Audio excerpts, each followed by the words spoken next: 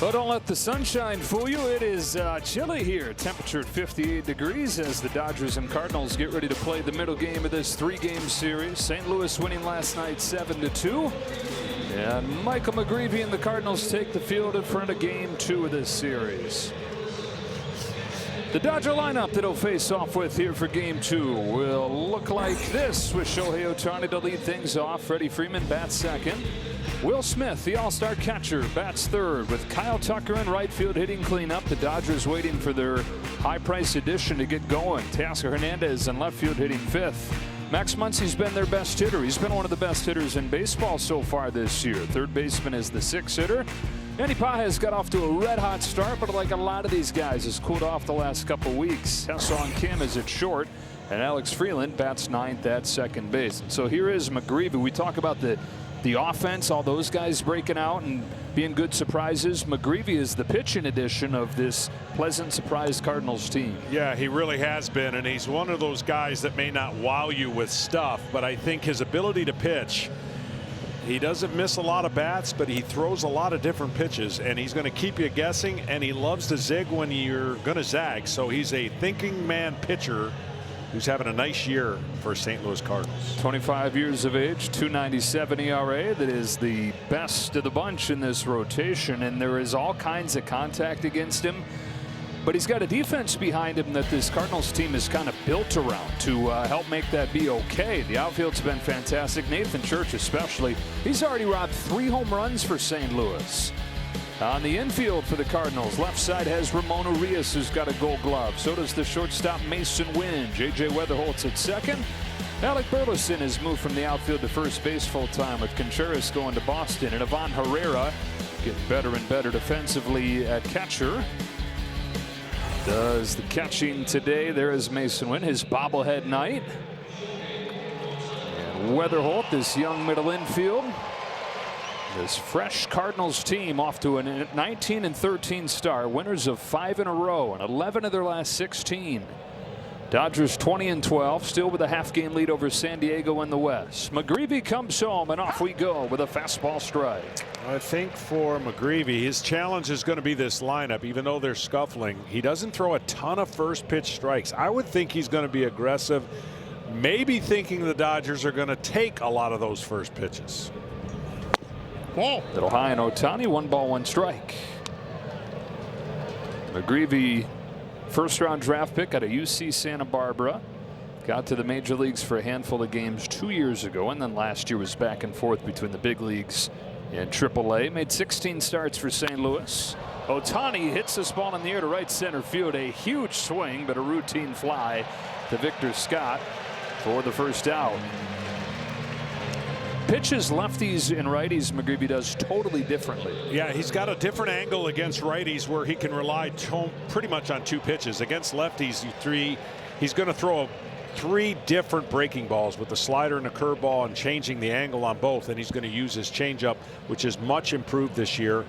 His fastball has been improved because last year his fastball, they kind of did a number on it. Yeah, last year the league hit above 300 against his four-seam. It's down to 184 this year.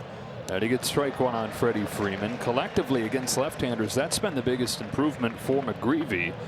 Where last year left-handers on base plus slugging up in all-star territory above 900. That's down to 600 this year with those 2 pitches you're talking about. Fastball, and then that right there, the changeup. Yeah, and he's done a remarkable job blending those in. 7 different pitches have been thrown 20 or more times. So you can't really, as a left-handed hitter, sit on anything. You've got to be aware that he is going to be around the corners and in and off the plate. 0-2 to Freeman is in the dirt for a ball. Yeah, the Dodgers have been feast or famine in their wins. Obviously, they've smoked their opponents, and in their losses, they haven't scored many runs. That's going to even itself out. Waiting for Mookie Betts to get back, which will obviously improve the offense and the lineup. Freeman lines the ball to right center field, and the first base hit for the Dodgers.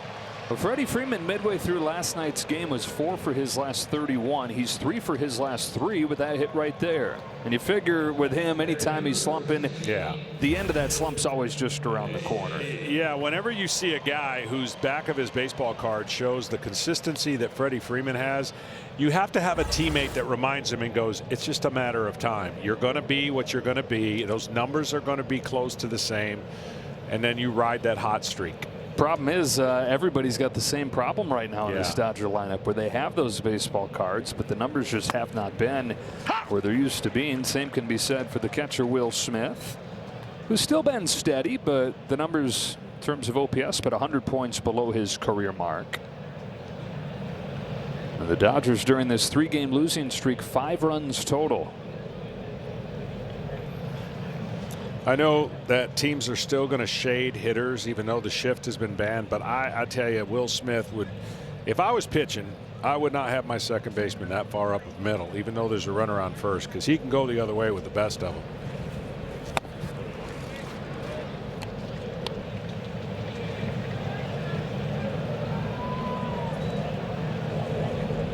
Dodgers trying to end their first 3-game losing streak this year.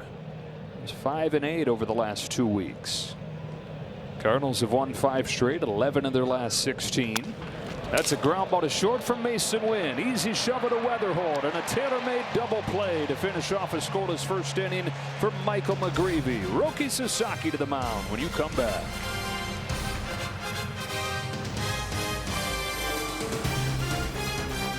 First time today in their starting lineup is sponsored by Rinvoq. 37 runs during the 5-game winning streak for this bunch. Weatherhold, Herrera, Burleson at the top of the lineup. Jordan Walker having his breakout. Nolan Gorman's DHs today. Bats 5th. Wins the shortstop. Church in left field. A veteran of Ramon Arias at third base hitting 8th. And Victor Scott is in center field. Roki Sasaki, we were there last Saturday at Dodger Stadium when he pitched into the 6th inning for the first time this year, got his first win, and did it with an entirely new version of his splitter. Yeah, he's throwing it much harder, and you see the percentage gone up, but the velocity's gone up, which has helped the swing and miss and pressure on the hitter. J.J. Weatherhold swings and misses at a first pitch fastball. But as we talked about, the key is going to be that fastball and the ability to throw it in the desired area and couple that with a split finger off that desired area. The Cardinals will have a hard time against Sasaki. There is the splitter right there. No balls and 2 strikes. He was in the zone with the splitter more than he ever had been. He also had a career high 9 swings and misses on it.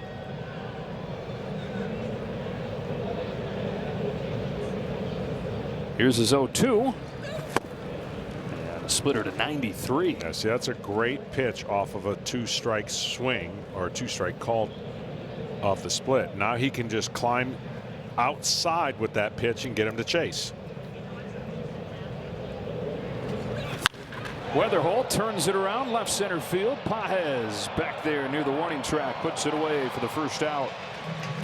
Getting outs with your fastball is never a bad thing, but that pitch right there and the height of it, after putting pressure on the hitter, that's where he's been struggling, because that pitch, again, if it's just an inch more towards the plate, that leaves the yard. That's where his struggle is going to be, is keeping the ball in the yard with his fastball.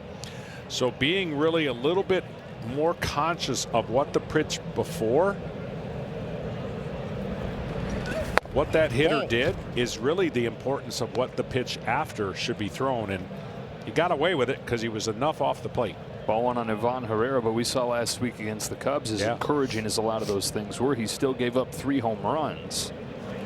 A couple of those with 2 strikes, or was just left right on a tee. Well, and it's a couple of those were just pitch selection, trying to trick the hitter with a fastball when he had him just absolutely buckled with his split finger, putting pressure on whether or not to swing and recognize if it's a strike or not. Herrera on 2-0. Swings and strike 1.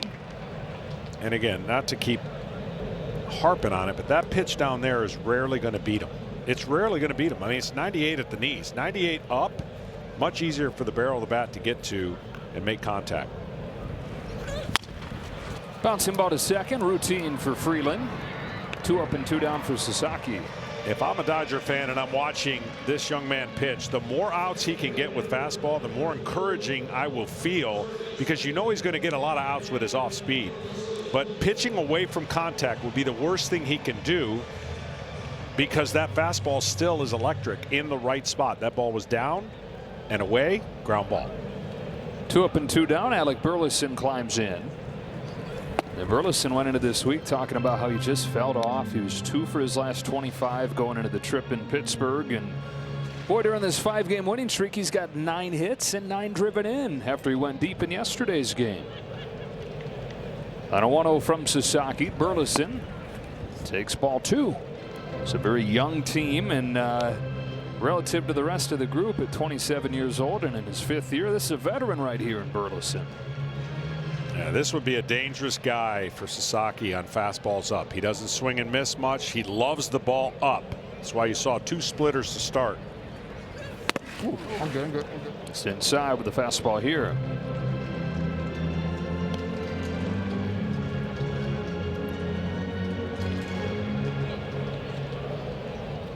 Burleson playing first base every day this year, with Wilson Contreras going to the Red Sox. One of the many paths that was cleared this offseason by Chaim Bloom.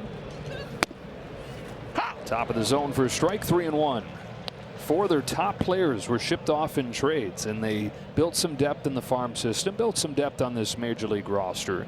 But they also completely cleared paths for some guys that had been playing some, or guys that had been playing a lot but maybe had somebody hovering over their shoulder.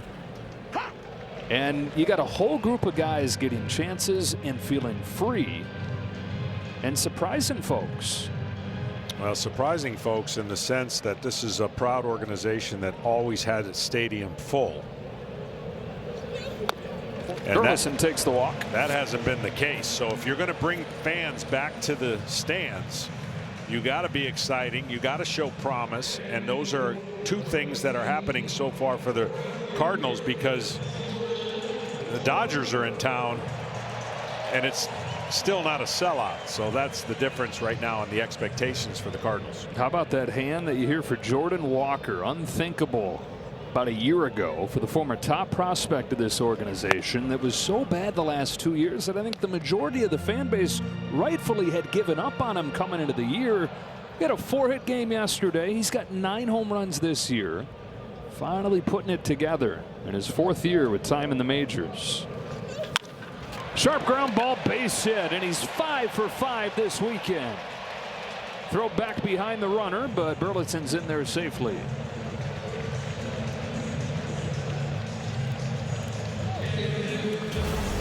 A lot of this set up after the first 2 outs were made, a walk and then a sharply hit ball up the middle. Last year, a lot of those ground balls were outs.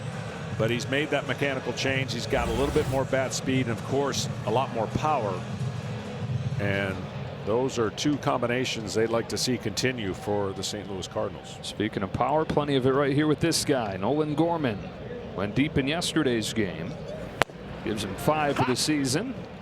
Gorman a lot like Walker in that he arrived in the major leagues at a young age as a 1st-round pick with big expectations and delivered at first. Gorman, as a 23-year-old, hit 27 home runs and looked like a perennial all-star at that point. Home run totals have gone down each year, though. Strikeouts have continued, and they're hoping that he can tap back into what he showed early on in his career.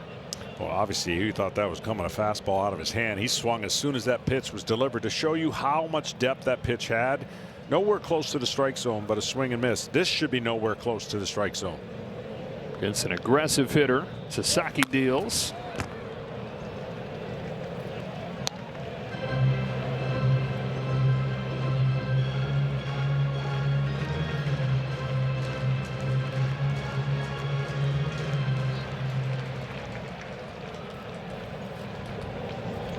Two on, 2 out, and an 0-2 from Sasaki again. Gorman takes inside, ball 1. And that was a good pitch. Now that ball was supposed to be out over the plate and up so he could get the swing and miss, but it still had an impact in and off of that splitter that should come right here. There it was. He was able to spoil it and stay alive. Whenever you've got, you know, Will Smith, of course, thinking along with the pitcher. Whenever you've got a guy fighting off now a splitter, he's in a little bit more of a defensive swing. That's when you can blow the fastball by him if you feel like he's just sitting there trying to defensively put that off-speed pitch in play. That's a great pitch. That's the high exactly fastball to get Gorman to finish off a scoreless first inning. Back-to-back two-out base runners, but nothing to show for it for St. Louis.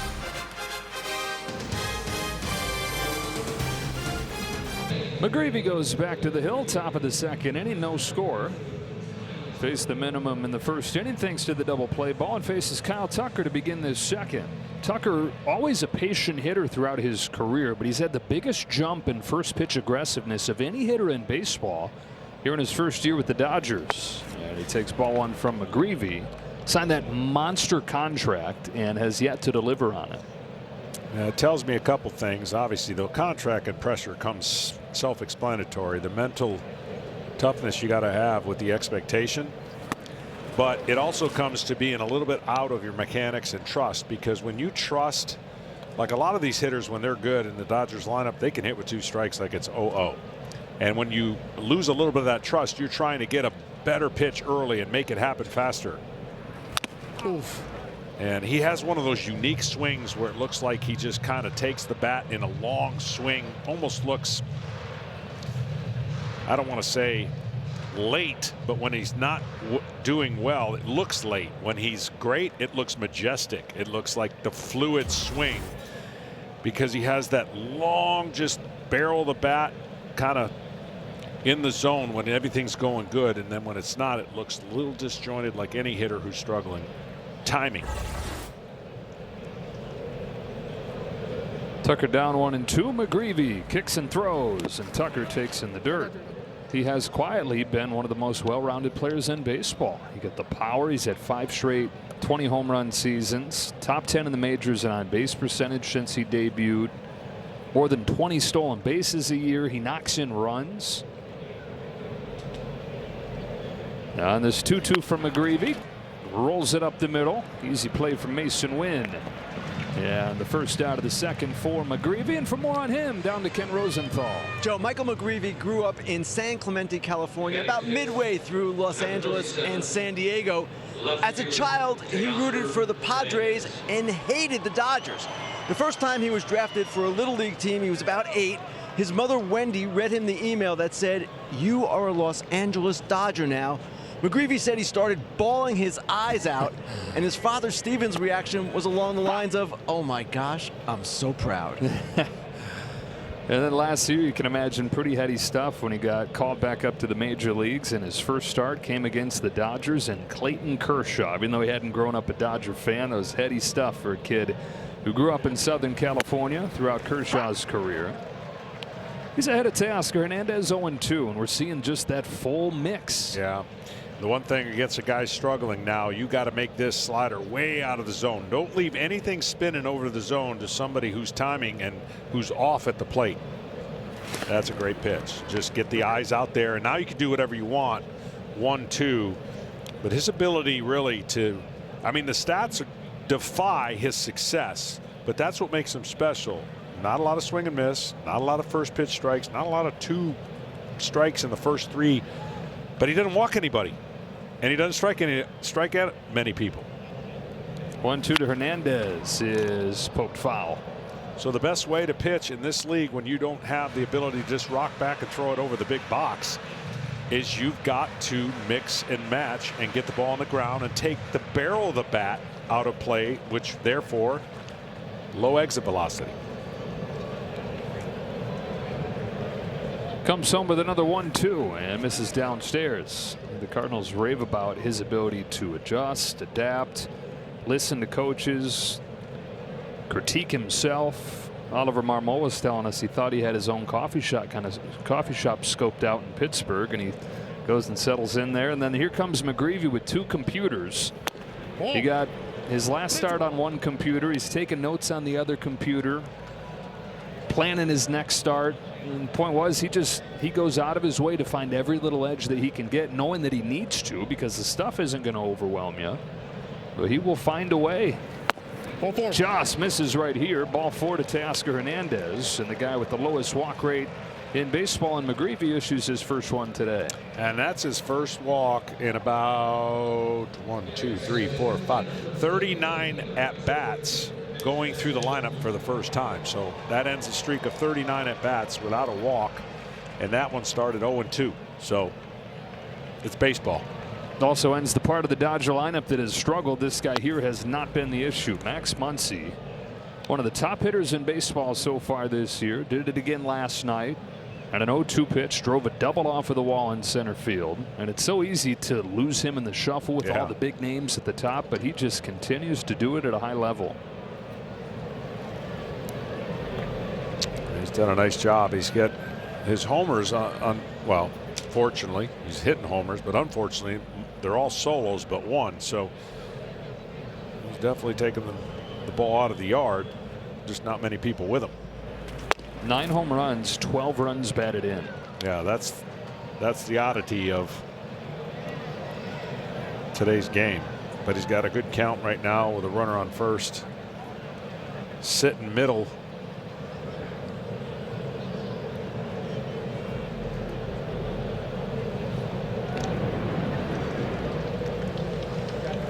We're talking about Muncy and what he's meant for the Dodgers this year throughout his career. Above and Beyond, sponsored by Jersey Mike's, coming over in 2018, and who would have thought you'd find him near the top of the franchise record in several different categories. Takes curve for a strike, and it's 2-1. Yeah, there's a good book in his future. I mean, you think about the trajectory. If it was one of those graphs, there would be a lot of dip, a lot of diving, and then work your way up. Lines the ball to center field in front of Scott for a base hit. Back-to-back base runners for the Dodgers here in the second. Matter of fact, that line would have gone off the page because it was over. And then he rejuvenated his career, made some serious adjustments at the plate. And there for a while before he got hurt, he was the most locked in hitter I've ever seen from a certain pitch middle in that he didn't miss. And then a lot of things have kind of derailed that, but he seems like he's getting back on that path of confidence and just hoping to stay healthy.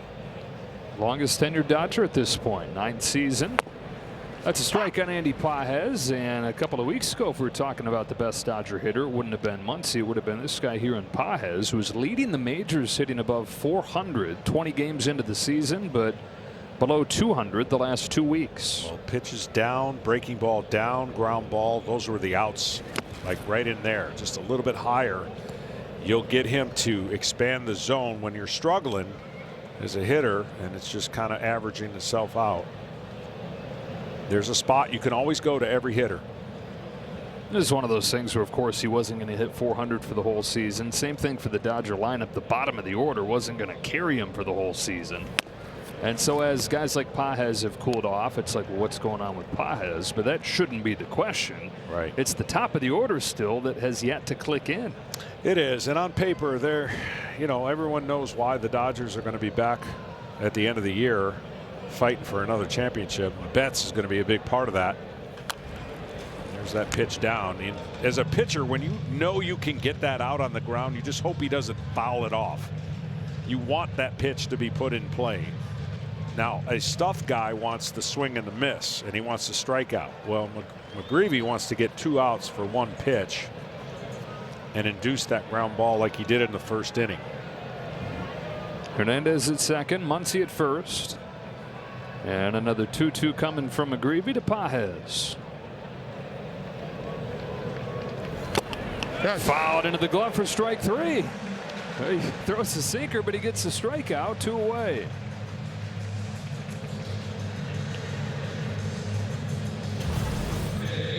There's a reason he doesn't get many swings and misses in the strike zone, because he's not in the strike zone a lot. He's on the edges. He's enticing that hitter. Throws enough strikes when he wants to, and he's enticing that hitter to swing in, up, down, and away. A little bit outside to Ha-Seong Kim. You mentioned Mookie Betts going on the injured list about a month ago. When he did, Kim came up from AAA and has been fantastic. Double yesterday, 304. Here in his second season in the major leagues, coming over from Korea last year. I got another oddity that just got broken. What's that? He had not had a swing and miss on an inside fastball 0 for 30 against McGreevy. Took care of that one. Jeez, he was just due. Anytime you get a number like that, due.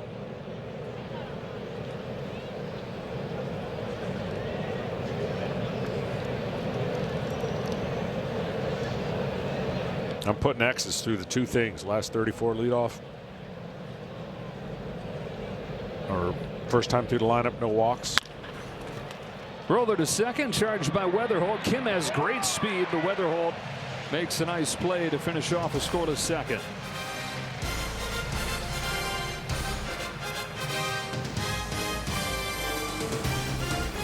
And coming up June 5th through the 7th, encouraging youth everywhere to get out and play. You can visit playball.org to register for a free event near you today. Mason Wynn leads off the second for St. Louis against Roki Sasaki. And he takes a fastball down the pipe for strike one. Wynn Gold Glove defense has added a nice bat to that the last few weeks. 364 his last 11 games. One of the many youngsters in this lineup. Wynn just turned 24. It's a big bouncer left side. Muncy charges on the move, throws him out. Well, Sasaki, if he gets a situation and gets a little bit more of these kind of at bats, the hitter has no chance. Look, he off speeds him and he recognizes that now he's in a defensive place and he changes the eye level with that fastball. And the key is getting it outside the strike zone so that it doesn't become a hittable pitch at the top of the strike zone. Nathan Church, the hitter, starts in with a fastball at the top of the zone, popped into foul ground. Max Muncy has it, 2 out. And the other key to broadcasting is have your mic down when you're starting to talk. I was wondering, I was like, why does he sound so far away? Look over, that microphone's up by your head. I was so excited to get that at bat in, I forgot to lower the mic. Here's Ramon Arias. First season with the Cardinals, over from Baltimore and Houston. Slick defender at third. And they'll take what they can get from him at the plate. He's part of their doubling down on defense, knowing that they don't have a ton of strikeout stuff in the pitching staff. McGreevy's not alone. Behind that high contact pitching staff, they got a really good defense. Yeah, and what the Cardinals are hoping for as they build towards the future, and yeah, you need every staff needs one of those mix and match guys. Don't get me wrong, stuff plays, strikeouts are king on the mound, but so is health. Oh, timeout, got him in the leg. Yeah, it hit him.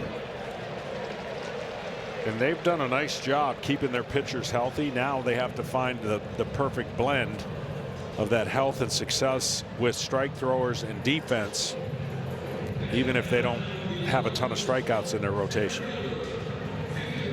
You know, those guys that might not have the best stuff but can pitch deep into games, typically stay healthy. Problem is they just don't get opportunities anymore. Like, right. They're not getting drafted. It's not that they're not making it. You're not getting the look if you're not throwing high 90s. It's not a priority. It's not what we're looking for. Victor Scott here out of the 9 spot.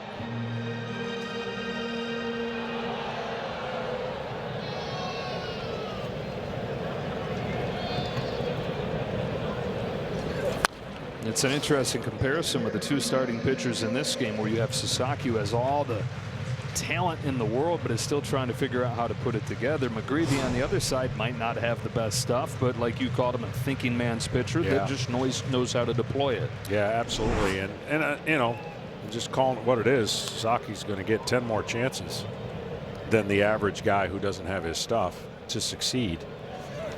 Ball. Because the metrics of his pitches and the velocity give you such hope that if he learns the mechanical keys to command the baseball on a little bit more consistent basis, I'm telling you, the Dodgers got somebody that's going to be legit.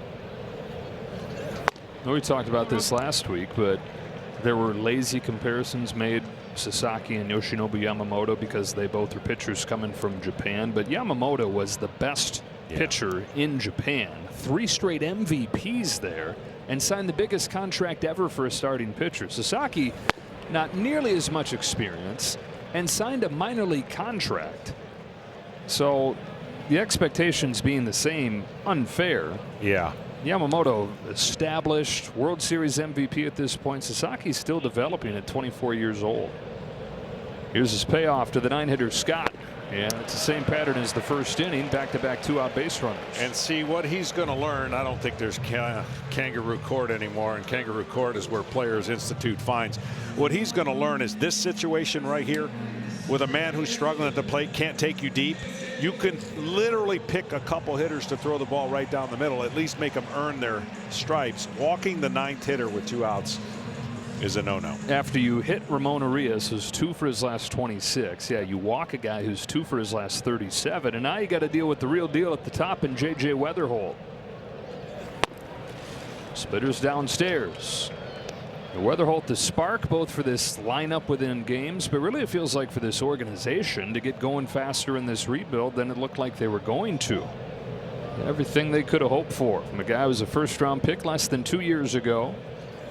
Bolted his way through the minors. Opening day second baseman, hits a home run on opening day and has a walk-off hit day 2.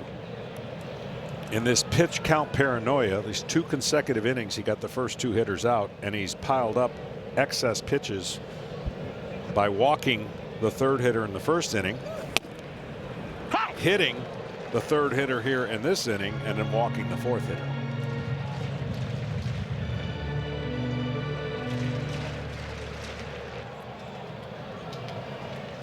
So 1 ball 2 strikes on Weatherholt, who came up empty on that first 4-seamer, but all 7 home runs that he's hit have come against 4-seam fastballs, including against Paul Skeens to lead off the game on Thursday. Ball. Slider breaks inside. Count evens 2-2. Weatherholt out of West Virginia University from Mars, Pennsylvania, just outside of Pittsburgh. So it was a homecoming for him, and man, did he deliver.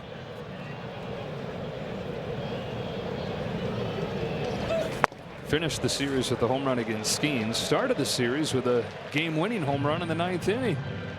Unfazed. Yeah, there's the talent, the production, but Cardinals have been blown away by the consistency, the steadiness of the personality.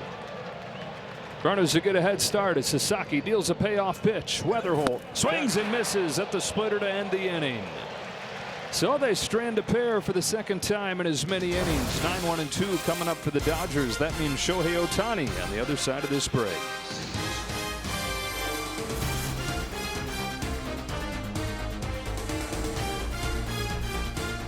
Dave, Roki Sasaki, pair of 2-out base runners in each of the first 2 innings. What are you seeing so far? You know, I didn't mind the first inning with the the walk and then the base hit by Walker. But, you know, that last inning, the hit by pitch to the 8-hitter, then the walk right there. And, I like his stuff today. I didn't like the 2 walks. But, you know, if he can throw that Weatherholt low dart and keep doing that with his split, I think we really got some. So, obviously, we've talked about that newfound split, a little bit more velocity. And, you know, it's just another weapon that I like. Michael McGreevy on the mound for St. Louis. What are you looking for your offense to do against him? You know, he's interesting. We haven't seen him, but he's a pitcher. He's an old school pitcher. It's just clear that he's got some feel in what he's trying to do. He's throwing the change up. He's got a little cutter, and then he's got enough fastball to kind of protect it with the other secondaries. But, yeah, I think for us, it's just kind of hunt our zone, be aggressive. I like Muncie's at bat. I like Teo's at bat, and hopefully he can make a mistake and we can clip him. Dave, thanks a lot. Joe, back to you. Alex Freeland trying to bunt his way aboard, and he'll do just that. A bunt base hit for Alex Freeland, and a base runner in front of Ohtani. Fantastic choice, and one this park of old used to see a lot. Those speedy Cardinals of the late 80s, early 90s playing on the turf. Vince Coleman and McGee. And I tell you what, Ohtani, there's a lot of reasons why he's in a little bit of a funk offensively, but part of it has to do with that first pitch being a strike or that first pitch being a ball. And when he gets a chance to hit ahead in the count, well, he's Ohtani. 347.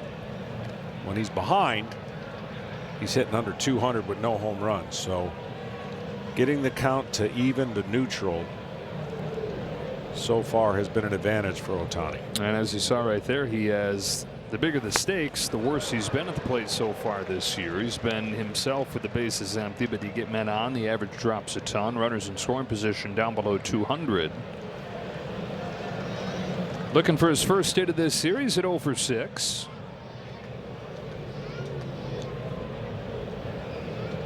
On an 0-1 from McGreevy. Hooks one into a diving attempt from Weatherholt, who turns it into a double play. J.J. Weatherholt sparkling. Well, defense should love playing behind this pitcher because he doesn't walk a lot of hitters and throws enough pitches to get contact. And contact like this will make Weatherholt a friend of his starting pitcher. Got friends all around the diamond with the way these Cardinals play defense. Wipes the bases clean. Second double play they've got in the first 3 innings. Outside on Freddie Freeman. It's got to give you so much confidence to do what you do when you're a pitcher like McGreevy, knowing that those guys have your backs like that. Oh, absolutely. And they know what to expect off of. And it's picked down at first by Burleson. Couple of nice plays from the right side of that infield for St. Louis. And both these teams have had traffic over the first few innings, but for one reason or another, nothing to show for it. The reason in this inning, the rookie second baseman, J.J. Weatherholt. Middle 3 in St. Louis. No score.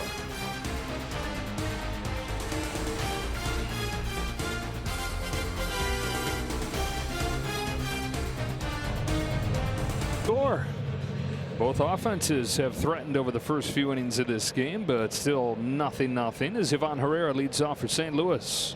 Sasaki fires. Herrera takes a splitter inside for ball 1.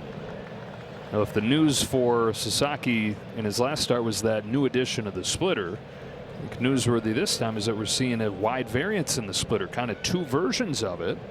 We've seen it up to 93. We've seen it as low as 86. Yeah, I'm a little bit surprised how many he's thrown, especially first pitch. He must think that everybody's sitting on a first pitch fastball because he has only thrown. That's not a pitch you're going to pound for strikes. Only 5 of them out of 20. And I think there's other ways to attack a lineup with that fastball and that slider being a little bit more of a first pitch strike pitch than his splitter.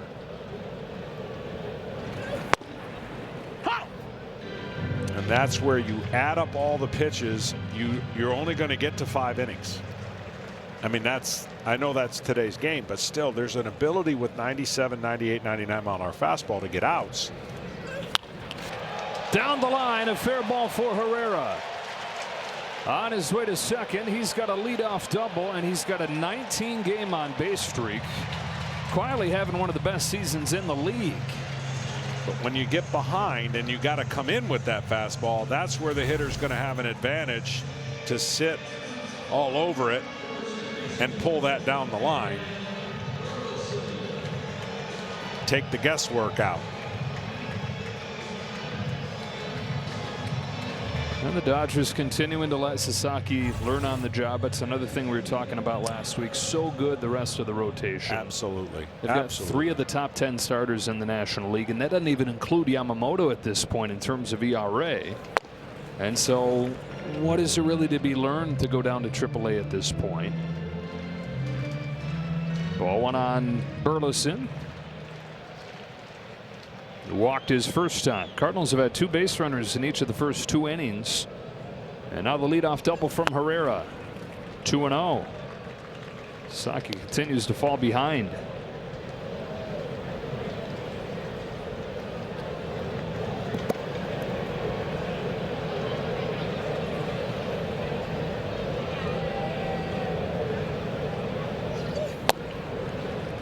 Got the call. 2-1. See, the easiest pitch to throw in baseball is right down the middle. The easiest pitch to hit in baseball is right down the middle. You got to have something special to counteract that, and that's why pitching is not about just throwing it as hard as you can. You got to be able to hit quadrants, a little more consistency. That's down the right field line. Burleson heads for second. Tucker twirls and throws. Back-to-back doubles to start the scoring. Burleson drives in Herrera. 1-0 St. Louis.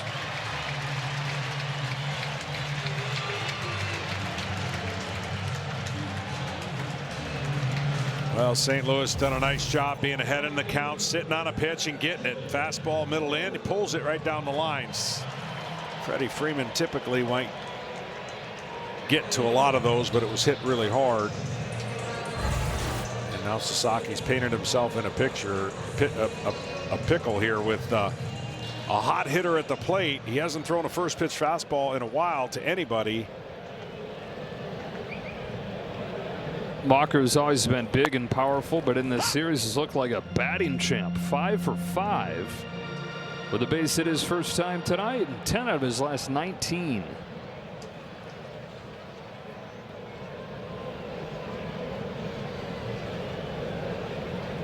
No balls and 1 strike. Sasaki to Walker. Pop up over near the dugout. Freddie Freeman will watch this become a souvenir. What a story this has been for St. Louis. A guy who they were hoping could figure it out, and has, it seems, in a big way a month into this season. Well, look at every one of those pitches with the exception of that one. Out over the plate, and then he's able to get the ball down and barrel the bat to it. And he's not trying to pull everything. That's the key.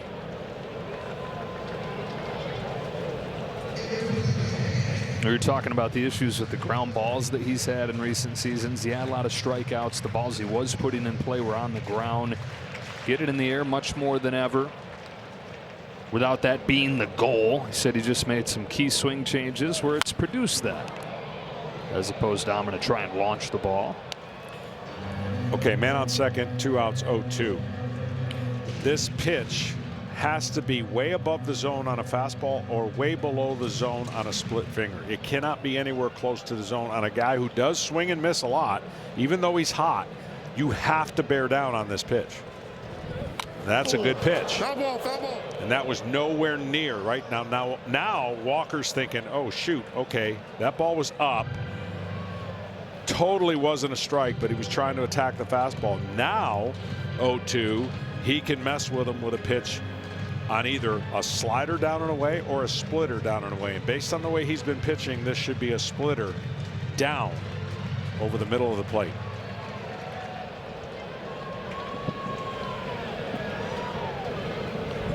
Oh, man. He left it up, and Walker did not miss. It's gone. Jordan Walker exploding in 2026.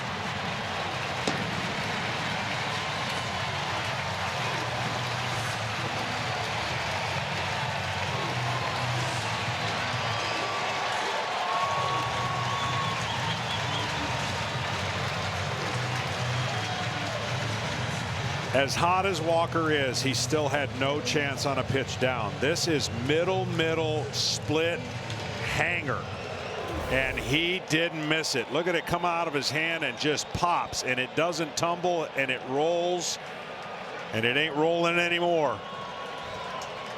He is, though. He is rolling.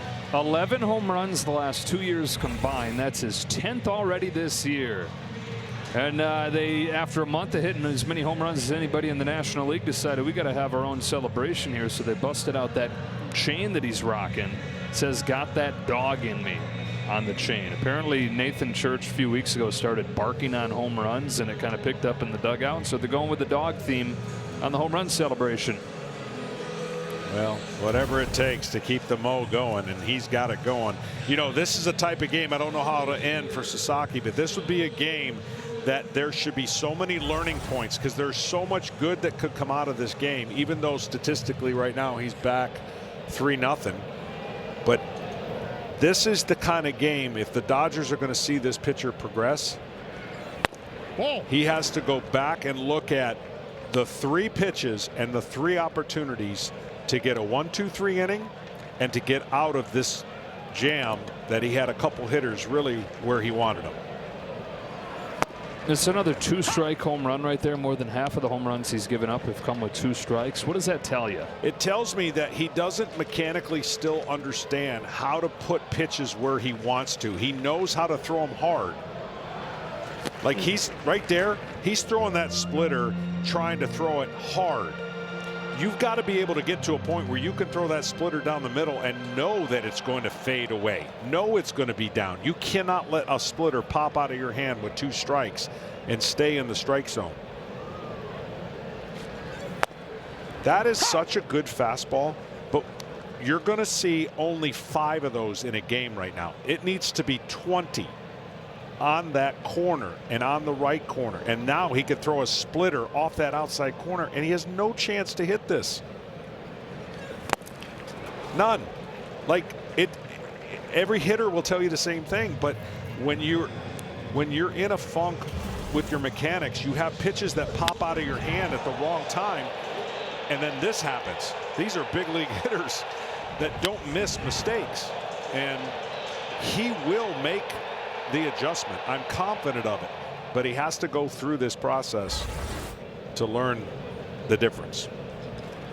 1 away, Mason Wynn takes a slider for a strike. I know you said you wouldn't have been the pitcher, the Hall of Fame pitcher that you turned into, had you not gone through some really tough times your first couple of years. Absolutely. And I know we're in a win now, and shoot, the Dodgers, I mean, they're trying to win 3 championships in a row. But this guy's a stud. It's just taken a little minute for him through injuries and expectations and pitching with 3 other studs in the rotation. I learned a long time ago, and I know it sounds crazy comparison, but I learned to be who I was and not who somebody else wanted me to be and or pitch like anybody else. I loved watching Glavine pitch, and it looked easy. So I said, I'm going to do it. I'm going to not sweat. I can paint. I got lit up. And Glav goes, how'd that work for you? I said, it didn't go very well. He goes, be you and learn how to be you. And he was right. I can't pitch any differently. Bouncing ball, one shortstop to another. Kim to get Wynn. My first couple years, I was the 0-2, 3-2 guy. I would get every hitter or a lot of hitters 0-2, and the next thing you know is 3-2. I didn't know how to put them away. And then when I learned that I didn't have to do and make perfect pitches all the time, then I learned how to trust the bullpen work so that when I wanted to bounce a slider, I could. When I wanted to throw a high fastball, I could. But if all you're doing is throwing it as hard as you can and let the results take care of itself, you're at the mercy of those mistakes because you've never trusted that you can do that. I mean, call it up on will, and that's the Rolodex he's going to need to progress. Where you're talking about that perfect fastball that he threw, and you see about 5 of those per game from him, needs to be 20. You said you got to the point where you could do that in your sleep. Absolutely. And you had to. And we were trained differently, and I know the games differently. And I know that, you know, now if you miss the box, it's a punishable pitch by either being called a ball or a hitter being able to do damage with it. Church slides the ball to left center field. That's down in the gap. Pages can get it cleanly. Church easily into second. It's a 2-out double, the 4th extra base hit of this inning for the Cards. But here's what I would say to all of that, and they're right. The narrative is right. Like, it's better to be Paul Skeens than not. But if you don't have a fear factor to the hitters, if there's not something they fear, then you're not going to be effective. And right now, the fear factor is gone for Sasaki. Even though he has 98, they know he hasn't spotted 98 consistently enough to get him off of or swing or put him in swing mode. And that splitter, which is a great pitch, is not as effective because the fastball is not as effective. Sasaki's now given up 19 runs this year. Only one of them's come over the first 2 innings. And so that trend holds today, where he's able to get out of those first and second inning jams, but a breakthrough in the 3rd. And now Arias, who was hit by a pitch his first time.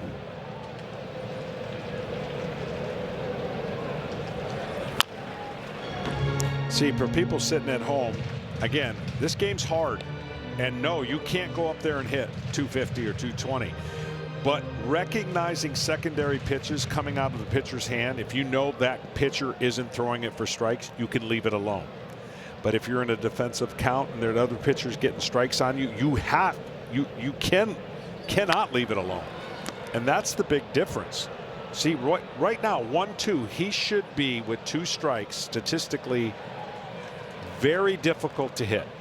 And you've already stated how many 2-strike hits and homers, and that's what Dave Roberts' progression wants to see for this young man.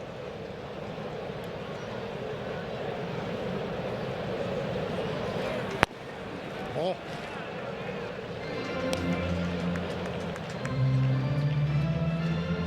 Seventy pitches through 2 2/3.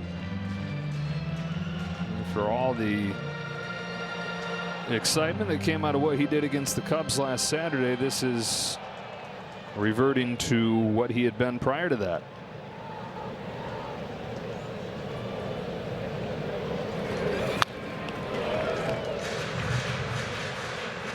And again, I know his slider is his 3rd pitch. He's going to go to that splitter every chance he can because of the feel and the velocity, but that slider needs to be a better weapon. That improvement will take a lot of pressure off of his split finger fastball. Here it comes with another 2-2. Urias fouls it back, stays alive.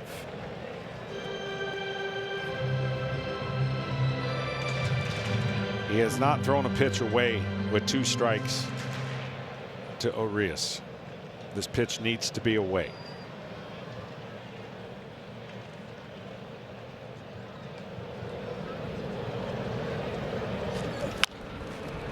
Back in with the splitter, popped up to Freddie Freeman at first, and that'll do it for the Cardinals in the 3rd. But Jordan Walker connects again, his 10th home run of this breakout season. St. Louis looking for a 6th straight win. They've got a 3-0 lead over the defending champ.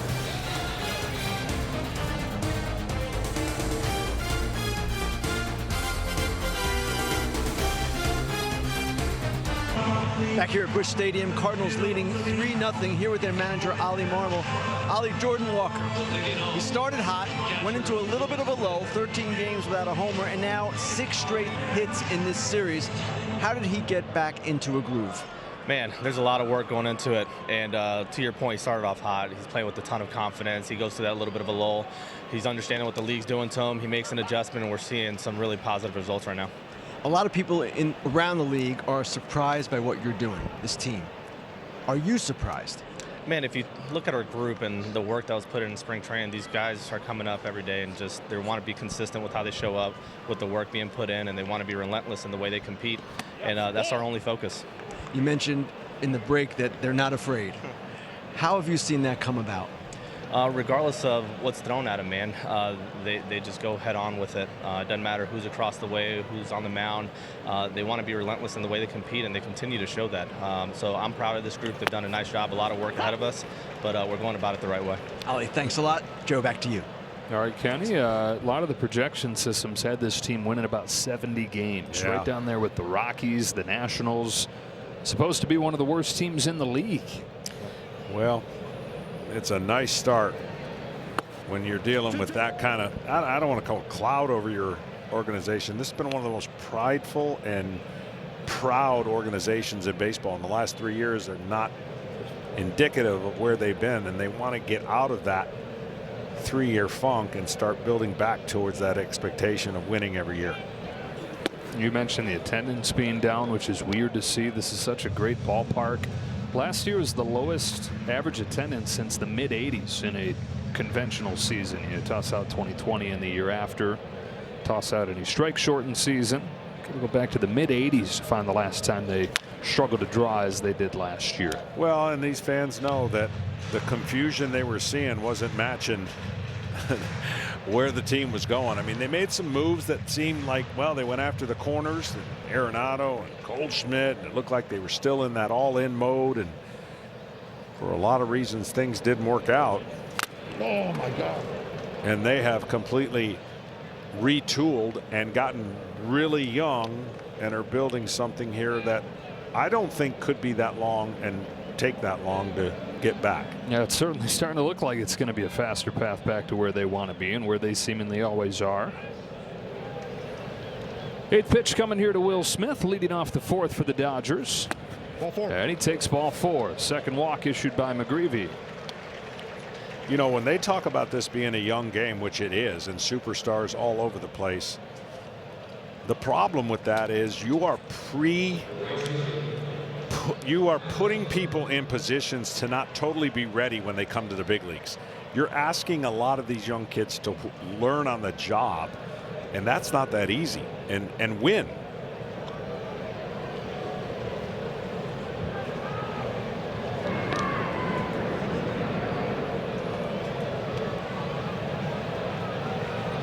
Well, you look at the youngest teams in baseball, and the other two are playing about how you figured that you would when you had a team with that little experience. Marlins got off to a good start, but below 500 at this point. The only team that's defying that logic is the Milwaukee Brewers. I think they're the 5th youngest team. They've shown what they can do when they retool and reboot and kind of reshuffle because they don't really re-sign. And these guys here. Yep. If you're in the Central, you're pretty much doing well. Kyle Tucker sends a lazy fly ball into right center field for Walker. And the first out of the 4th. Team leaders sponsored by Applebee's. All 5 teams in the National League Central are above 500. Got to go back to 1969. No division has ever had every team finish above 500. That's in the divisional era. And this is the first time in National League history that all 5 teams have been above 500, even going into the month of May. Pirates today had 10 runs the first 2 innings against Cincinnati. Most of the divisions are kind of bunched up, with the exception being the East, NL East. Yeah, you got Atlanta out in front there. Surprise team at 23-10 after fell into a 5-0 hole yesterday before there was an out recorded. Came back to win 8-6 in Colorado. Rest of that division below 500. Phillies getting it going a little bit the last few days after the managerial change. John Mattingly taking over for Rob Thompson, and the Phillies have won 4 in a row. I think they got clipped today, though, by the Did Marlins. They? Yeah.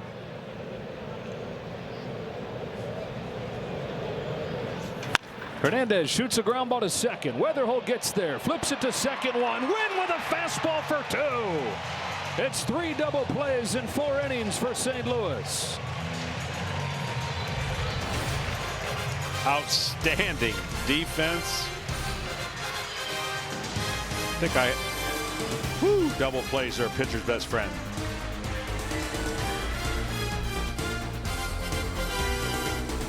Lewis here in the 4th with a 3-0 lead against Roki Sasaki.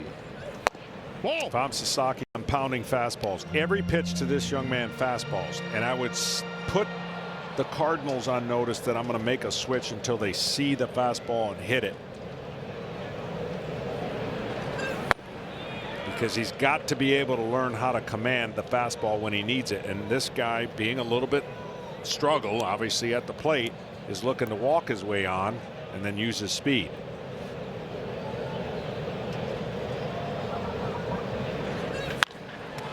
Fly ball straight away center field for Andy Pages. And the first out of the 4th. Back to the top of the order, and J.J. Weatherholt is looking for his first hit of this series, but he has made his mark with his glove in this game. Yeah, this is not your average double play. The range and the throw, and man, 2 for the price of 1.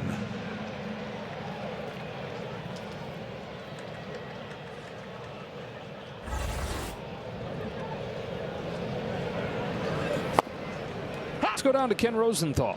Well, Cardinals hitting coach Brant Brown was with the Dodgers from 2018 to 22, and he paid Weatherholt an interesting compliment. He said his makeup was like Will Smith's.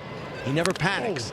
And Ryan Stanek, another veteran on the Cardinals, one of their few veterans actually, said that Weatherholt acts like he's been here in a good way. He's got a great head on his shoulders, isn't trying to make any moment too big. And I thought this was an interesting comment as well. He said, for him to go out of his way to be a jerk, it just feels like it would be hard for him. 1-2 on Weatherholt, still just 23 years old.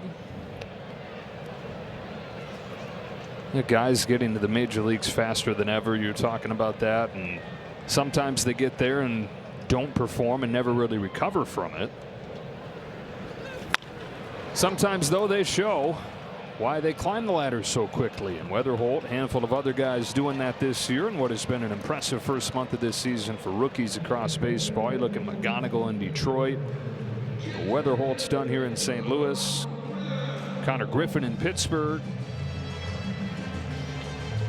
2 outs for Herrera. Well, that's 2 outs with his fastball. You know the other thing that I would tell Sasaki to do? Go out in center field during BP and watch how many BP fastballs get hit for outs. We tend to overanalyze and give the hitter so much credit that we stay away from contact no matter what our fastball looks like. And getting outs with the fastball is essential. You have to be able to do it.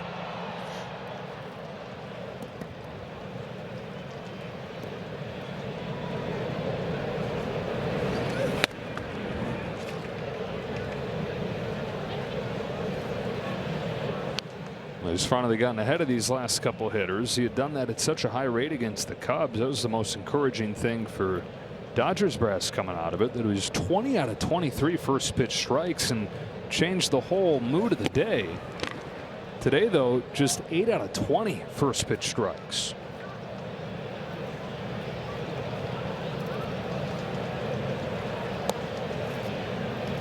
Two and 1 on Herrera. Extended his on-base streak to 19 games with a double his last time. And he's ahead 3-1 here.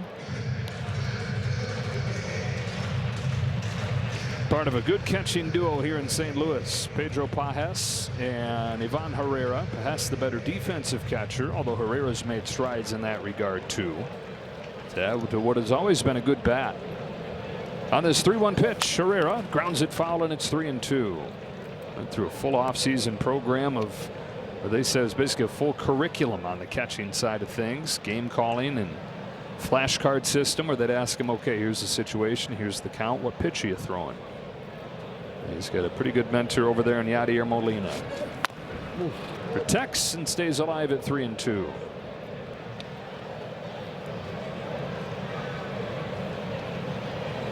Molina was the guy that he grew up wanting to be, like a lot of young catchers for the last 20 years.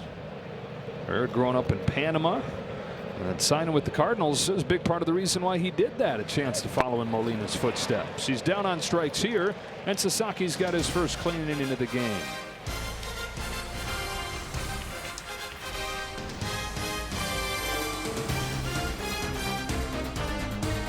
Tomorrow, Tyler Reddick and Michael Jordan's 2311 race team look to continue their historic season as the NASCAR Cup Series hits Texas Motor Speedway with pre-race coverage at 2 Eastern. Green flag at 3:30. Only on FS1. Ball on Max Muncy in a 3-0 game here in the top of the 5th. Muncy has one of the Dodgers' 3 hits in this game. Had a base runner in every inning, but double plays in 3 of the 4 innings from McGreevy. Yeah, quite a difference in the way outs are being gotten by these 2 different pitchers. Only 3 misses, swings and misses by the Dodger hitters, but only 3 hard hit balls. So that is, again, different ways to get hitters out, get the ball off the barrel. Yeah, swing and miss would be the ideal one, but you can still get it done without the swing and miss. And this is a sure way to get deep into games than it is having that swing and miss strikeout stuff. McGreevy home to Muncy with a 1-2. Backdoor strike 3. Muncy thought about a challenge, thinks better of it. That's like when you're at an auction and you raise your hand not to. Scratching my back. That's that backdoor breaking ball, and he really wanted to challenge that. And had it been a higher leverage situation, I think he may have. But something in my eye. Second K for McGreevy. Pajes swings and misses. You know, the Dodgers continuing to go through it here offensively, and this has to feel like a long trip through the desert here for the Dodgers and their fans to watch. Just 5 runs the last now 3.5 games. But you think back to last year, it gets forgotten because of how the year ended. They won it all, but for 2 months last year, July and August, they were 10 games below 500 with one of the worst offenses in baseball. Yeah, and it's hard to fathom that they could ever go through a stretch like that. But, you know, again, this game's hard and can't just show up. Yes. Turned it on when they had to. And, you know, back to the conversation we were having earlier about regular season, kind of a formality. Well, 2021 through 23, they won more than 100 games every year. Didn't win the World Series. Early exit after early exit. 98 wins in 2024. Nothing to scoff at, but fewer. They win it all. 93 wins last year. Remember, they didn't even win the division. Yeah. Or didn't get a bye, beg your pardon. Won the division, didn't get a bye, had to come through the wild card round, and wound up winning the whole thing.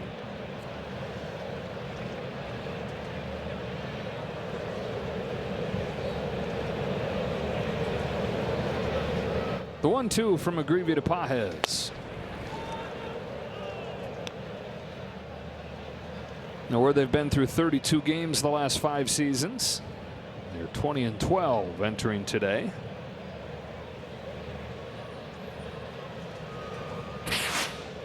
And the interesting thing, again, we know how they're built. We know they're taking their time on certain guys that maybe if it were later in the season, they'd be back earlier, but they don't have any hurry. The exception of what, 4 years ago, getting pushed by the Giants. The Padres are the closest thing right now in the last couple years to push them for the division title. And Padres going through their own 3-game losing streak, although they have been really hot as well. Just a half game separating the two teams. They'll face off head-to-head for the first time coming up in a couple weeks down in San Diego. Payoff to Pages, taken for ball 4. Well, the Padres had their superhuman players show he's human. I think Miller, what a run till he finally gave up some runs against the Cubs. Their bullpen's pretty good. First runs that Mason Miller has given up since August of last year.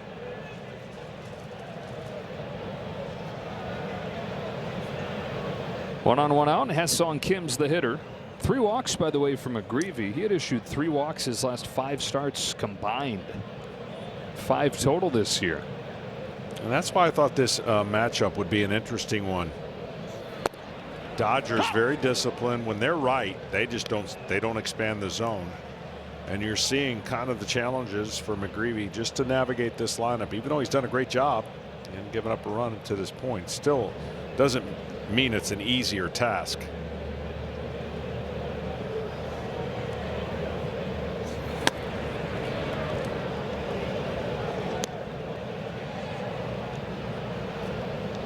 Well, you got 2 players trying to hold a spot for when Mookie Betts comes back.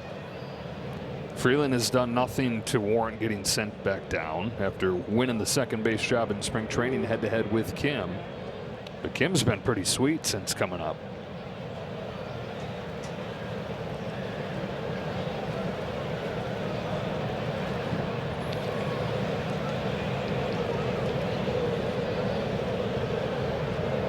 One to Kim is swung on and missed. Curveball down to 78 right there. Yeah, there's the variety, location, change of speeds.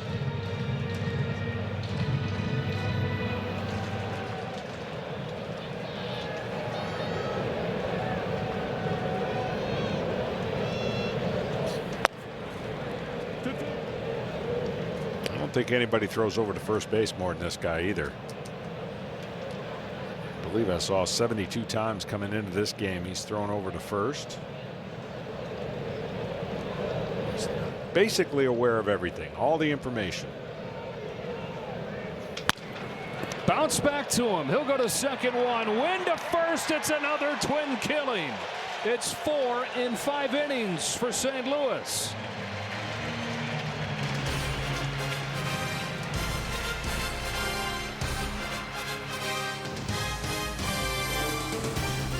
Bank of America. The Cardinals getting 3 runs in the 3rd inning. RBI double from Alec Burleson, 2-run home run from Jordan Walker, and those are the 2 guys coming up to open up this bottom of the 5th. Sasaki coming off his first 1-2-3 inning of the game. Downstairs with his first pitch to Burleson, who has reached both times. The walk in the 1st inning, the RBI double in the 3rd for a guy that can just flat out hit. As aggressive as they come. It's a strength of his. We were talking with Ali Marmol about that before the game. He said it also, though, makes it tough to get out of slumps sometimes, where it's like, hey, you can't just swing your way out of this like he was last week trying to. Tighten up that zone a little bit. Let it come to you. Golfs this one to left center field. Pages and Hernandez coming together. Andy Pages for the first out. And now the unstoppable Jordan Walker, 6 for 6 this weekend with a home run his last time. Yeah, he took advantage. He probably would admit he was in a tough spot with 2 strikes until that swing, and it keeps that streak alive. If I were him, I'd be you'd think he's going to be super aggressive early on the first pitch. Way more aggressive this year than ever before. Takes ball 1. He says part of that is I feel good. My swing feels good. I go up there eager to swing at that first pitch, not going up there wondering.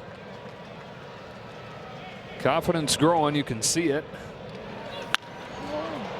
Flies this one the other way, and for the first time, the Dodgers get Jordan Walker out here in the 7th at bat.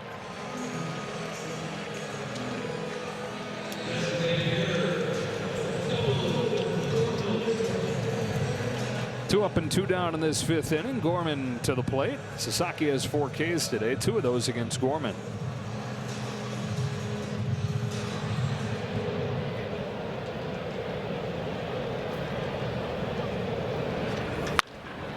Drives it to left. Hernandez going back onto the track. He's got it.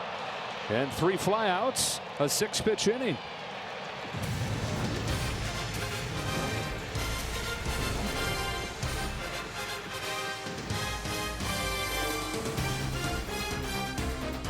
Miss a pitch? Just tell Siri. Set a timer for 10 minutes. Sun setting here in St. Louis. It's the Cardinals 3, the Dodgers nothing, as Alex Freeland waves over the top of a first pitch curveball from Michael McGreevy. Freeland had a bunt single his first time.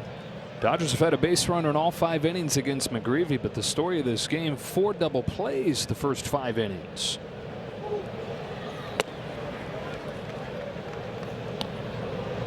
Yeah, that is how you picture it when you got a guy who doesn't miss many bats, but you got an excellent defense behind him.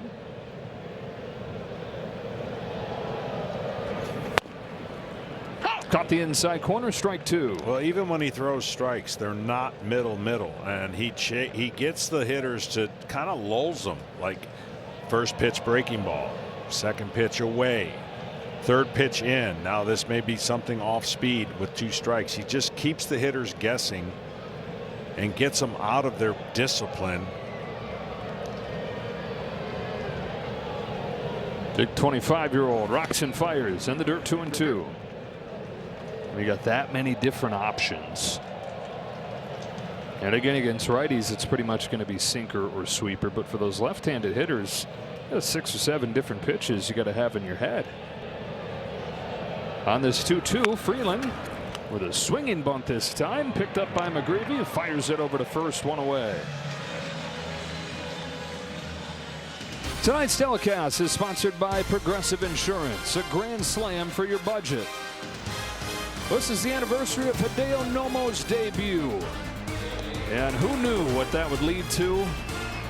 Nomo, not the first big leaguer, but the first big leaguer in 30 years. Masanori Murakami had broken the barrier coming over from Japan in the 1960s, pitched in relief for the Giants for a handful of games, and then went back to Japan. And they put in rules in Japan where you could not leave Japanese pro baseball to come to the big leagues.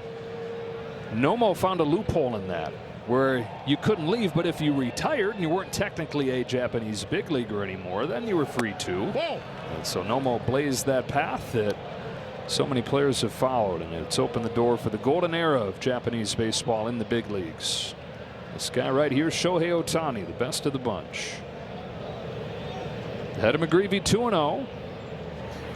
And now ball 3. You pitched against Nomo that year.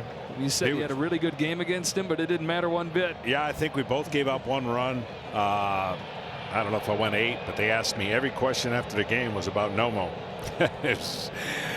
He was definitely a freak of our generation, and his split finger was crazy. I think he threw 2 no-hitters in Colorado. 1 no-hitter. Which is one is like impossible. throwing 10 no-hitters anywhere else. So to throw a no-hitter in Colorado speaks to how great he was. Full count. Used to tape a baseball between his fingers to help train that forkball grip. Yeah, it was special, and it had gears. Like, that's when we could hit, so I got to see it, unfortunately, at the plate, and it would just take off, and he had different levels that he could go to with that split. McGreevy's shaking through a few options and choosing this. It's a changeup to get Ohtani swinging. Off-speed pitch that would make Nomo proud. Yeah, that's just 3-0 to one of the best, and you see the grip and the change of speeds, and it tumbles away. Looks like a fastball coming out of his hand. Looks like it's going to stay up until it disappears down.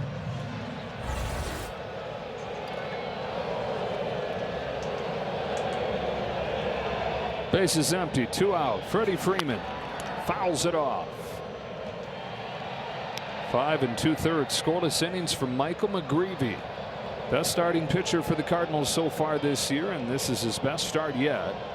Given who is coming against, has the ERA down to 2.54. Is 0-1 to Freeman. Lifted down the left field line, strike 2. And the look on his face right there tells you all you need to know. His computer, his brain is going and searching all the Rolodex of things and the information, the pre-work, and he's getting the call and believing that he's going to make the right pitch. And you could just tell. I mean, he hasn't given up a run, but you can't tell by his face that the stress isn't there because of the Dodgers lineup. Ken shakes twice, takes a deep breath, and comes home, and just misses with a 4-seam.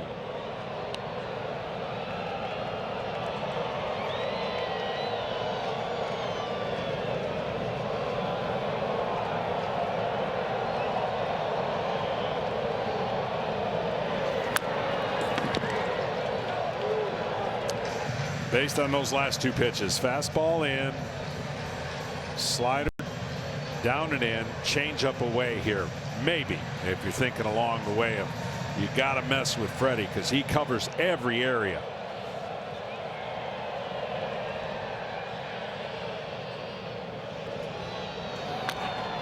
Fastball up. Okay.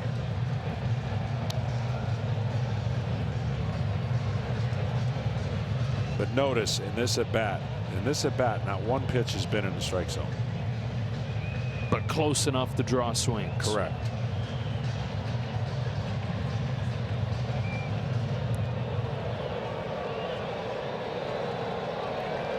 Tries it again on 1-2. There's the changeup to take the sting out of it. And Michael McGreevy's fired 6 scoreless innings against the defending champ.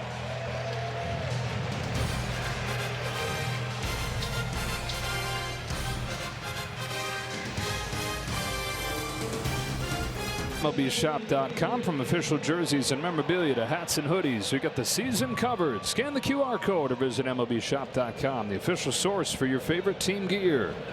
Mason Wynn grounds the first pitch that Sasaki throws here in the 6th to Kim. 1 pitch, 1 out. 7 pitches, 4 outs the last inning plus for Sasaki.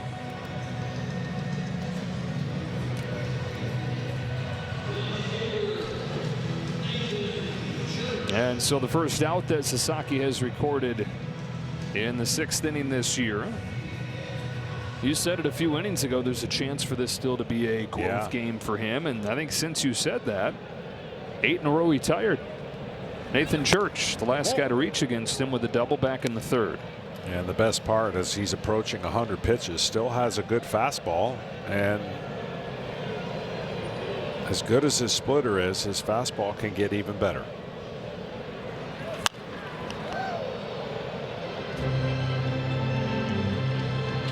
Both bullpens active.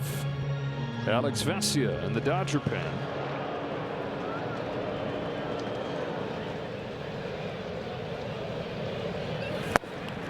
Swing and a miss on that splitter, 1 and 2. Ryan Stanek has started to loosen for St. Louis. 3, 4, and 5 due up for the Dodgers in the 7th inning.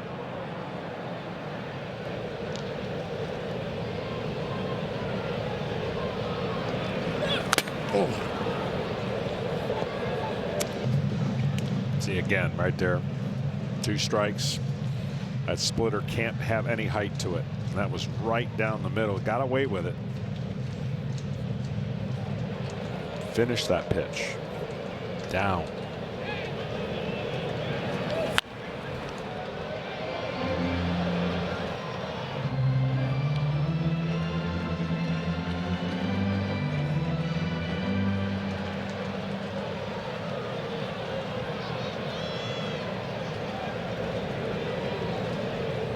Looking for that put away pitch with a 1-2, and it's fouled off by Church. Church 1 for 2. He's gotten overshadowed by what J.J. Weatherholt has done, but he's another young player making a good impression. Not nearly the pedigree that Weatherholt has. Church, an 11th round draft pick. Fouls another, stays alive. He's been known for his defense. He mentioned he's already robbed 3 home runs, but gaining confidence at the plate as well. Going through a good offensive stretch. St. Louis is going to get Lars Nootbaar back maybe sometimes towards the end of this month. And Church making his case to hang around even when Nootbaar comes back. Grounded to second, 2 up and 2 down in the 6th.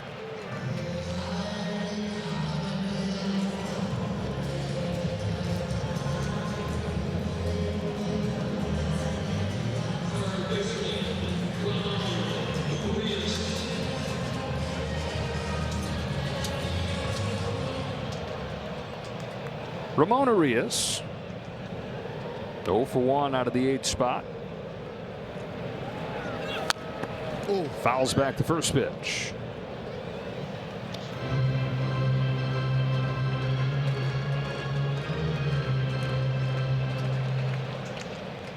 This is the first time Sasaki's thrown this many pitches in a game in the major leagues. Trying to finish it on a high note. He's retired 9 straight since the Cardinals got those runs in the 3rd. And foul ground right side. Will Smith is there. And Sasaki will finish his game by retiring 10 in a row. But the Cardinals have all the offense in this game. McGreevy has fired 6 scoreless innings. It's 3-0 St. Louis after 6.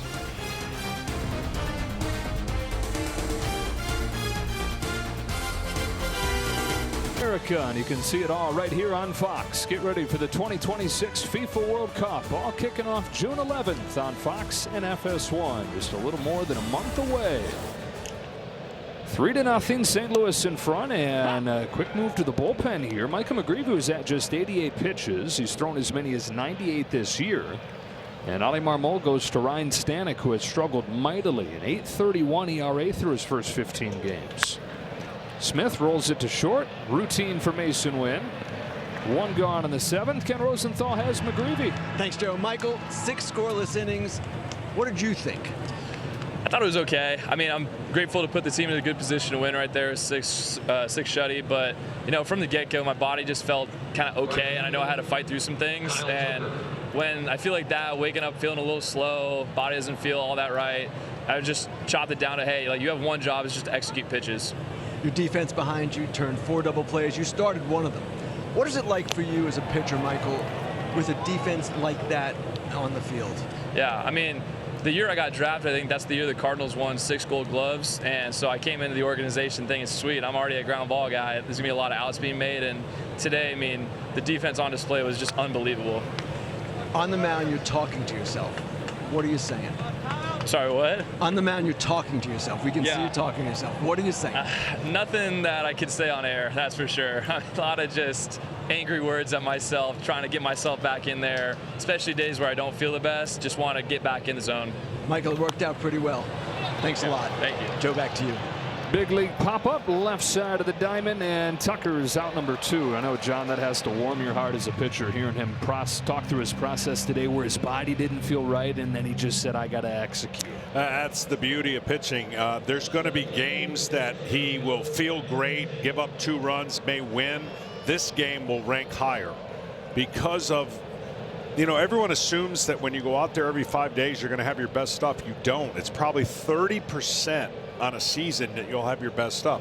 What are you doing with the other 40% that's just okay, and then you're going to have another 30% where you just stink? So to have a good year, you have to battle through that, and mentally, that's what we were talking about. It looked like he was kind of, the computer was going on. Yeah. That's why, and that's what he had to get through. And oh, by the way, he's facing the Dodgers.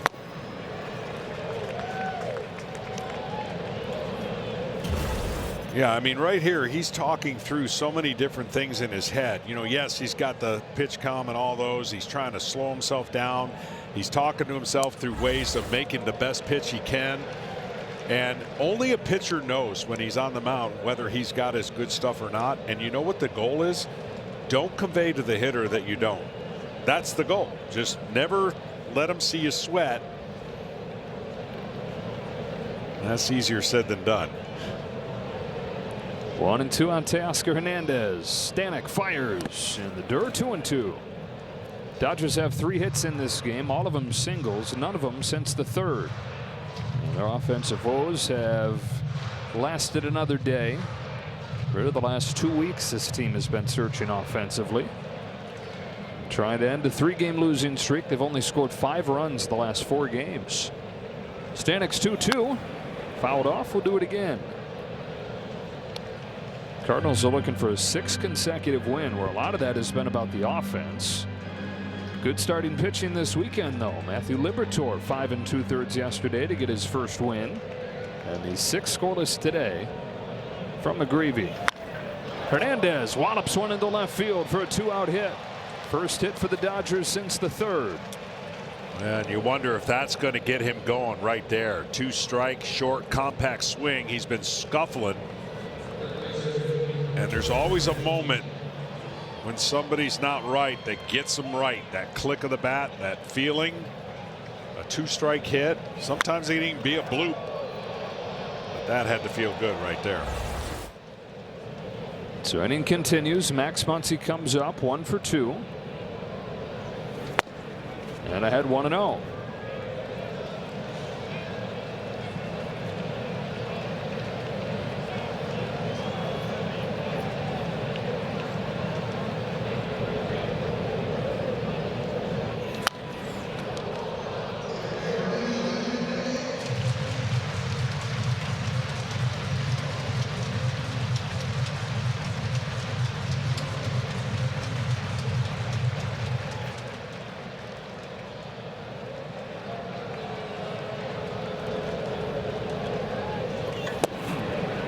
Two balls, 1 strike on Muncy.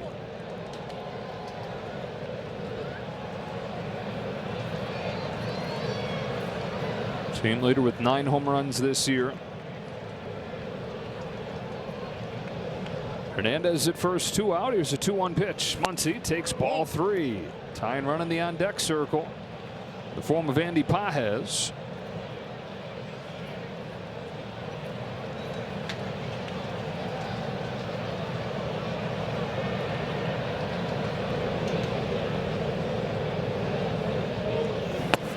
That's ball 4, and that's back-to-back 2-out base runners to get the tying run to the plate.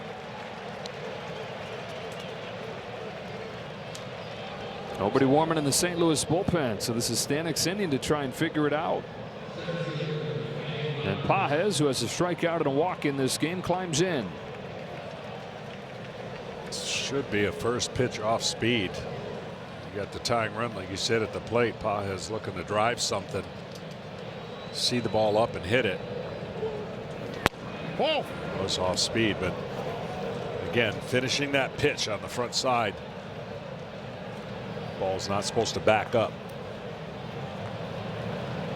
First chance for the Dodgers with the runner in scoring position since the 2nd.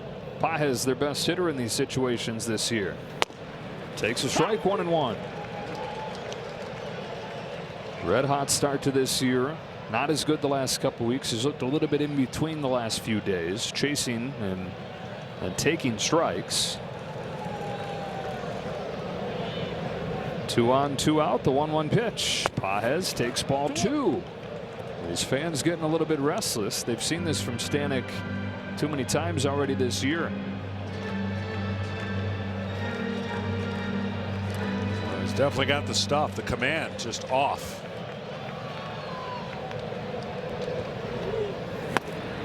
Pages helps him. That's the kind of swing that's been frustrating for Dodger fans to watch more in recent days. Talking to Dave Roberts, kind of thing that's making him pull his hair out too. 2 at bats that changed the count last night. Instead of 3-0, he talked about it. He made it 2-1 right there instead of being 3-1. He got it to 2-2 and now 3-2. Those are the big differentials. When you're going good, you don't swing at those. When you're going bad, you do. Head start coming for Hernandez and Muncy. Stanek retired the first 2 in this inning in the blink of an eye. Single walk, and now Pages on a 3-2 pitch. Fouls it off. For no, he didn't get a piece. Strike 3.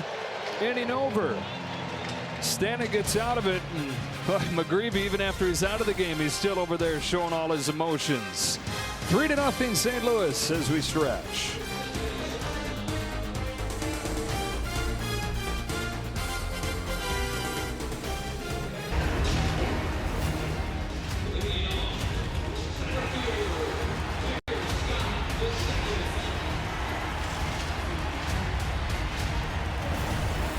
Well, these franchises played so many big games throughout the years. This was the rivalry in the National League of the 1940s. Plenty of postseason matchups this century as well. Alex Vesia comes out of the bullpen and is going to get an out on the first pitch that he throws as Victor Scott flies to right field. So 1 away in the 7th inning. Alex Vesia has been the best pitcher out of this Dodger bullpen that is without Edwin Diaz. Diaz having elbow surgery a couple weeks ago, and the new Dodger closer will be out until the second half. So guys like Vesia have gone up a notch in importance. Tanner Scott finds himself back in the pretty much closer's role, even though they haven't defined it as such. 1 away, J.J. Weatherhole.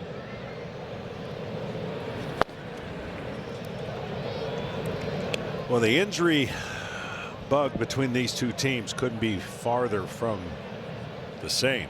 The Cardinals, I think, only have 2 that they're dealing with. Well, the Dodgers, was it 13, 14, somewhere in there? A lot of pitchers they're waiting on to come back. Mookie Betts, Tommy Edman, Kike Hernandez, all coming back in the relative short future. Jojo Romero loosens for St. Louis. 1-1 to Weatherhole, who's still looking for his first hit of this series, but he's been awesome on defense in this game.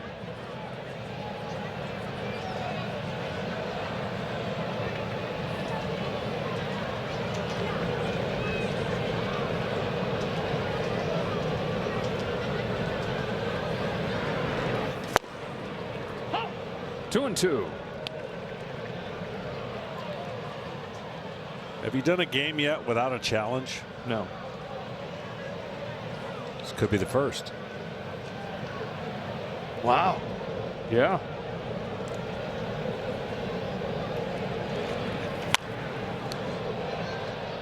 Talking about that defense of Weatherhole. Good hands play, sponsored by Allstate. They've matched a season high. Cardinals have in this game by turning 4 double plays. That was over the first 5 innings to help keep the Dodgers off of the board. That fastball that Mason Wynn threw right there was faster than McGreevy's average fastball from the mound tonight. Almost 92 on that throw from short. Well, it helps that you can crow hop. Yeah. Body into it. Still impressive.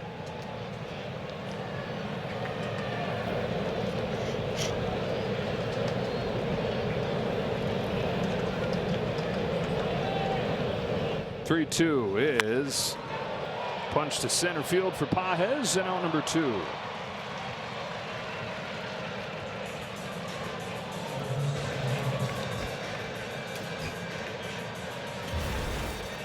This young man's got a cannon, so he gets it.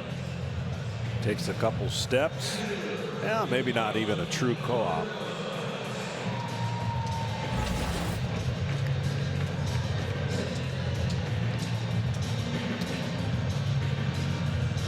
Oh, 2 outs in the 7th inning. All 3 runs in this game for St. Louis coming back in the 3rd, and Sasaki for a few innings search for it, but takeaway can be the way that he finished, retiring the last 10 and exceeding 100 pitches for the first time in his career.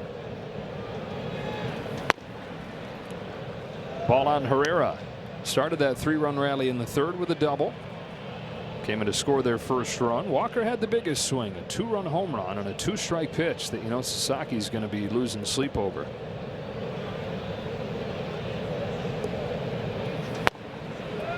Yeah, you think about, well, at least I think about it, because having done the job, I know how many times I wasted pitches to get me out of the game sooner.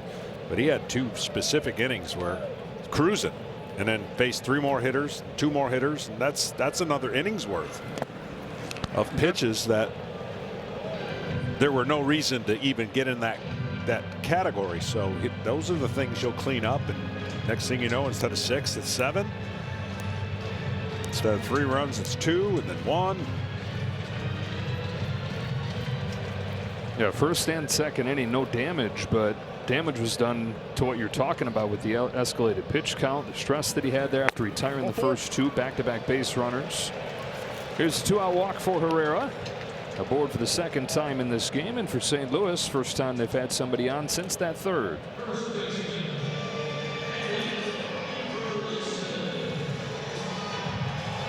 Inning kept alive for Burleson.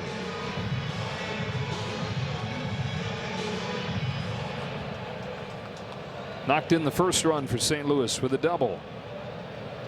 St. Louis only out hitting the Dodgers 5-4, but 4 of those 5 hits for extra bases.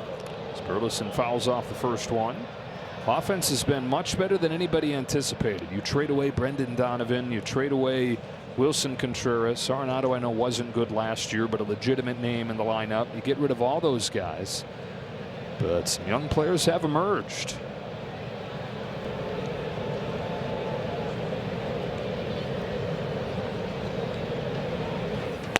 We talk about the fan support not being as good the last year or 2, with the team not being very good, but this is going to be an easy team to buy into, I think, pretty quickly for these fans. Well, especially if they play the kind of exciting, energetic, brand of baseball, and they can see that. There goes Herrera on a foul back. That there's promise. Promise only comes with execution and wins. But if there's a rally and they're in every game and they got a chance to win a lot of games, even if this year they don't win the total of games that they thought, maybe the fan base here appreciates that. I know that's a term thrown around a lot, like this fan base is a smart baseball, but it is. It's part of the country. There's no football. There's really just baseball and hockey.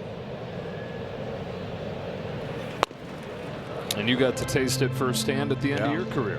As a visitor, you're like, whatever. But when you step back, you go, they really do appreciate, even if as a visitor, hustle and sound baseball, like fundamentally baseball that's been played here for a long time. And when they sense that they got away from it, it shows up in the stands, and they'll come back like any other franchise, any other crowd or city. When the team starts showing like, whoa, I didn't see that, or these young guys are showing, promise, it'll fill back up.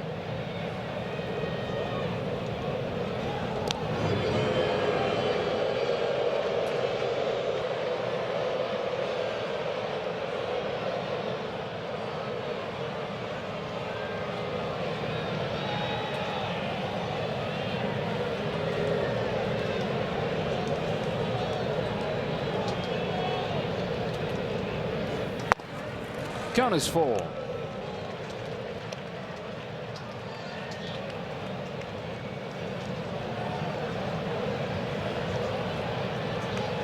Blake Trinan's ready to go. That is likely for the on-deck hitter Jordan Walker. If Burleson can reach to keep this inning going. 3-0 St. Louis, bottom of the 7th. Vesia's payoff. Breaks in for strike 3 and sends this game to the 8th.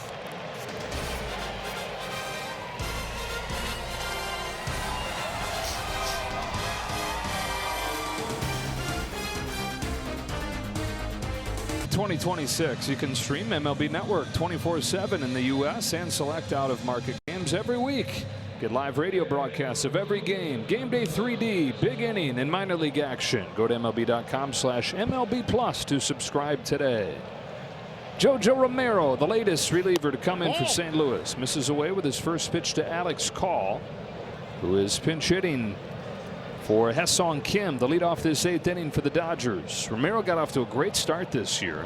Didn't give up a run his first 10 games, but he's given up 7 of them over his last 5. This would be one of the areas, of course, if St. Louis is able to keep winning, their bullpen will be a huge part of it. Turning that around and becoming more of a strength. 4 1/3 scoreless innings so far in this series for the Cards pen. Came in with an ERA above 5, one of the worst pens in baseball thus far. And came in kind of tired and taxed from the 4-game series in Pittsburgh, but they've held the Dodgers down. Call has been an on-base machine, mostly off of the bench for LA. Takes a strike, 2-2.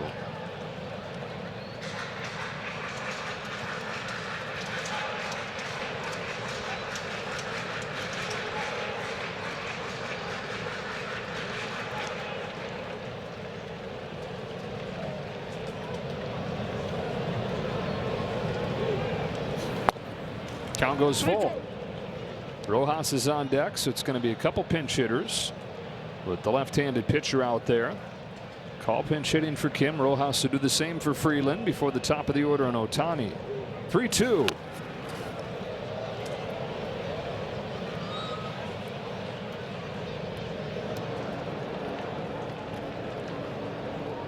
That is Eater.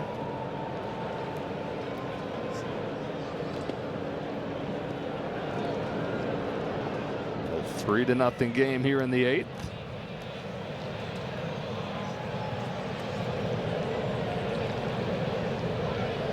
Another payoff. Call hits a big bounce to the second. Weatherholt's got to hurry and does to get him. This is the latest sharp defensive play from the rookie.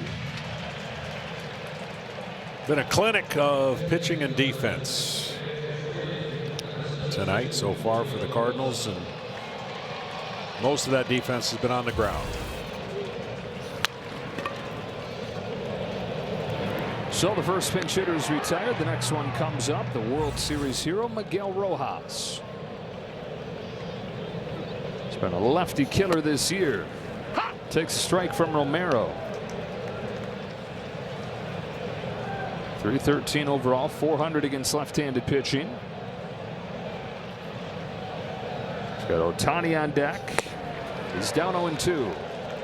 So Ohtani on deck. Everybody's attention was on in Game 7 of the World Series. But Rojas had the swing of his life.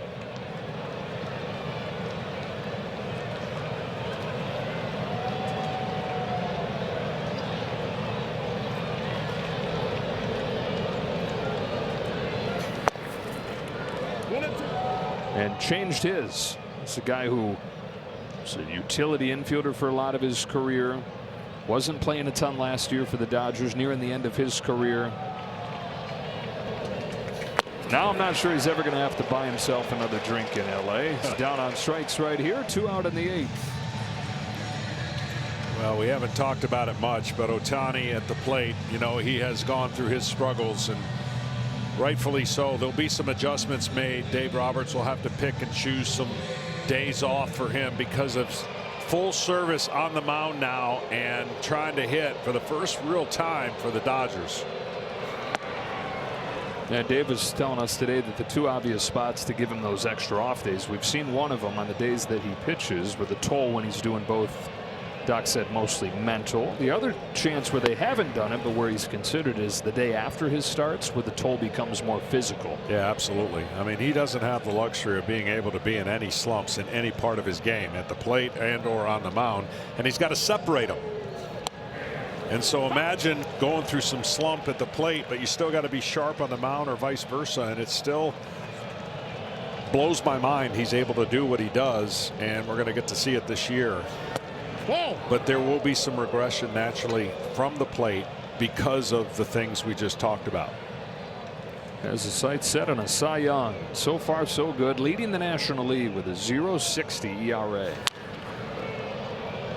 Next start will come in Houston as the Dodgers travel down there after the game tomorrow.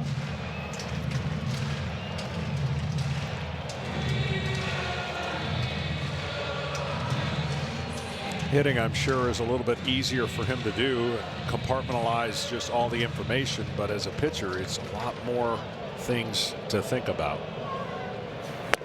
Down on strikes for the second time tonight, and a 1-2-3 8th inning for JoJo Romero.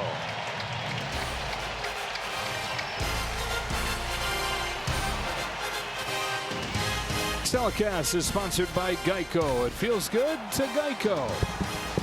We're talking about these teams' shared history. National League Championship Series 1985. Ozzie Smith with a walk-off home run in Game 5. Hall of Famer, the Wizard. In attendance this weekend, they're introducing the next class of the Cardinals Hall of Fame. Yadier Molina, Albert Pujols going in, and Ozzie was here as part of the ceremonies to announce that. This is Jake Eder. Gave up a run in his Dodger debut a couple weeks ago. No runs his last 2 games, though. Jordan Walker leads off the last of the 8th and takes a ball from Eder. Fastball, slider, curveball, changeup. Fastball about 96 miles an hour. New middle infield for the Dodgers. Rojas at short. Espinal comes in and plays second, so you can put Espinal into the order in the 7 spot, or in the 8 spot where Call hit.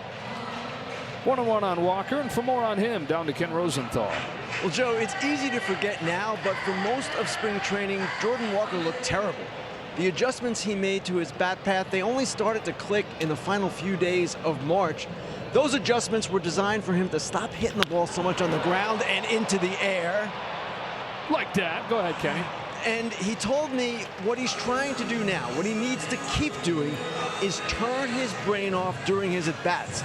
All the work, the mechanics things that he's working on, that happens in the cage. When he goes out to hit, that's all that is on his mind. Hitting. Yeah, that's a big part of baseball muscle memory. When you work hard to try to get to that point that Kenny was talking about, where you can just function in the norm, meaning you don't think about too many things. Easier said than done, I can tell you, but once you get to that point, you feel like, okay, all that work has paid off, and now I just go and execute. Simplify the game and try to have 1 cue instead of 5 cues to get you right. St. Louis closer Riley O'Brien getting ready for the 9th inning. Dodgers have Freddie Freeman, Will Smith, Kyle Tucker due up. As Gorman lofts a fly ball to deep left center field, Hernandez over the shoulder makes the catch. 2 out.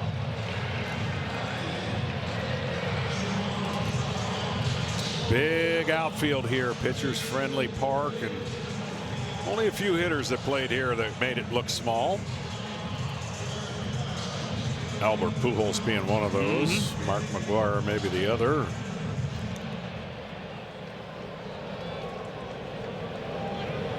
Here's Wynn, who's 0 for 3.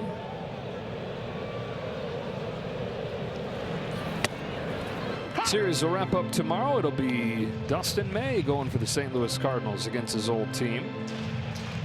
And Justin Robleski has been a pleasant surprise for the Dodgers. 2nd in the National League, trailing only Ohtani in ERA.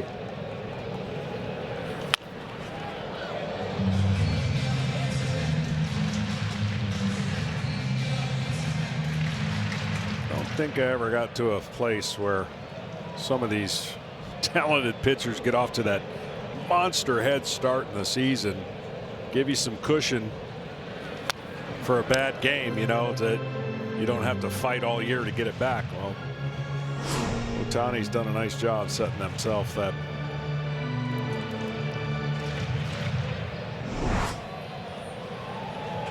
Lost a game giving up 1 earned run, right, to the Marlins, 2-1.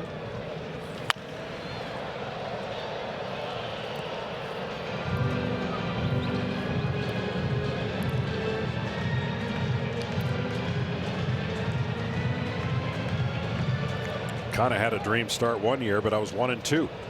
They gave up 2 runs. How dare you? 1-0, 1-0.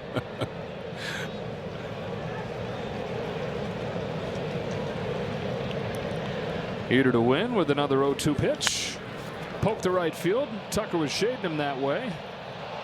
I don't know if he ever saw it. It's not close. He knew he wasn't getting to it, so he was hoping it was going to be foul. And it just was.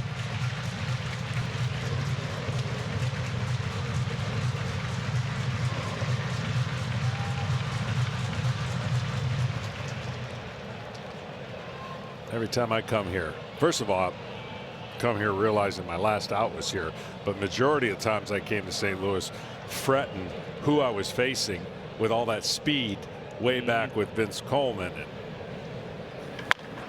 That's a rocket to left field. Hernandez back. It is off the top of the wall. Mason Wynn that close to getting a home run on his bobblehead night. He settles for a double off the top of the wall.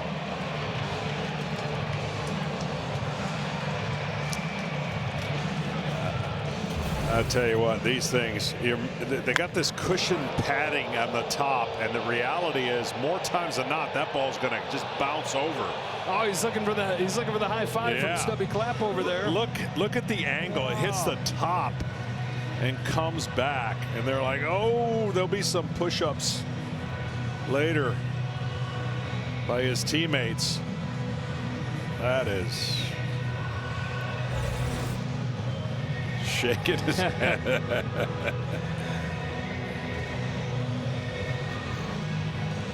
That's the first hit for the Cardinals since the 3rd inning. It's another extra base hit. 5 of the 6 hits they have in this game have gone for extra bases. And now trying to get some 2-out insurance. Get a little more breathing room for O'Brien. Church, who's 1 for 3, has one of those extra base hits. A double in the 3rd. Ball.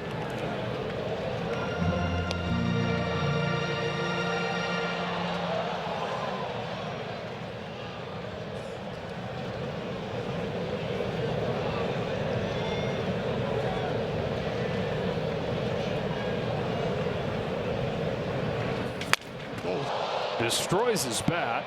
The roller to Espinal at second will send this game to the 9th inning. Freddie Freeman, Will Smith, Kyle Tucker coming up for the Dodgers, down 3-0.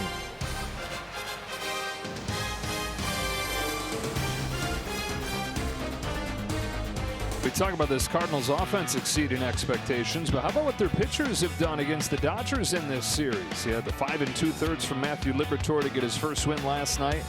6 scoreless innings from Michael McGreevy tonight, and the bullpen yet to give up a run in the 2 games. Here we go to the 9th. Riley O'Brien, who's taken over as the Cardinals there we closer. Go. First challenge. First one. Challenging the call of ball. What does that say about Nestor Ceja? He's been good. You can't argue him. Yeah. And pitch is a strike. St. Louis has 2 chances remaining. Ivan Herrera's been one of the best challengers in baseball. Picks a good spot to use the first one of the night.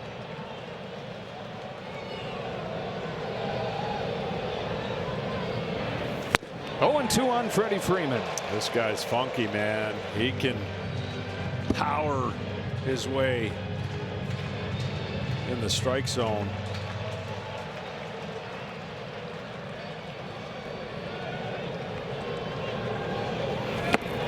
Gets him on 3 pitches. The longer he has success and gains confidence, the more you establish that kind of back end of the bullpen dominance that the Cardinals are going to need. O'Brien pitched in 1 game for the Reds in 2021, pitched in 1 game for the Mariners in 2022, and then didn't pitch in the major leagues again for 2 years. Strike 1 on Will Smith. Last year, Helsley gets shipped away. he starts to get bigger and bigger opportunities in the bullpen, and here he is as a legitimate closer for the first time at the age of 31. Yeah, it's a pretty impressive story, and like I said, he's coming after you. Got some funkiness. And 100. And 100. Jumps out of that funk. You start gaining that attitude and confidence that go hand in hand with success. You start thinking you're the guy, and everybody starts believing you're the guy. In the National League, only Mason Miller has more saves so far than O'Brien.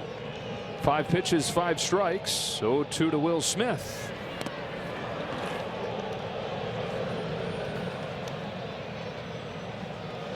Smith is 0 for 2 in this game. Yeah, same stuff we were talking about coming into the game has been the story here tonight. Top 4 in the Dodger lineup, 1 for 13 together. The only hit, a Freddie Freeman single back in the first inning. Whoa! 2-2.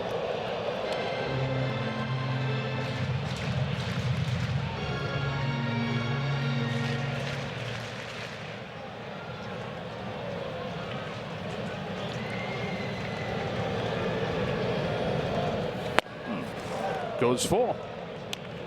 0-2 to 3-2. I'd power a fastball right down the middle and see what happens.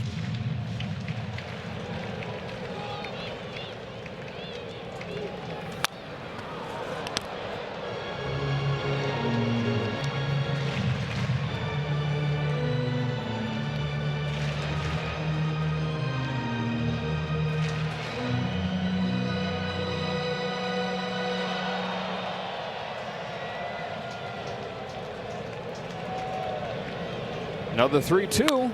Smith shoots a line drive to right field, hangs up for Jordan Walker. And out number 2 of the 9th.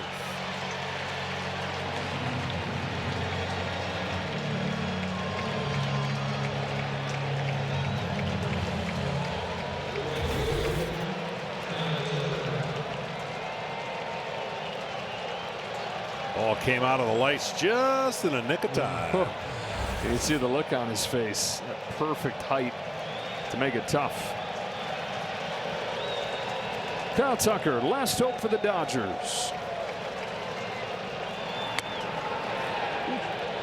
Laid off. 0 for 3 today, hitless in this series.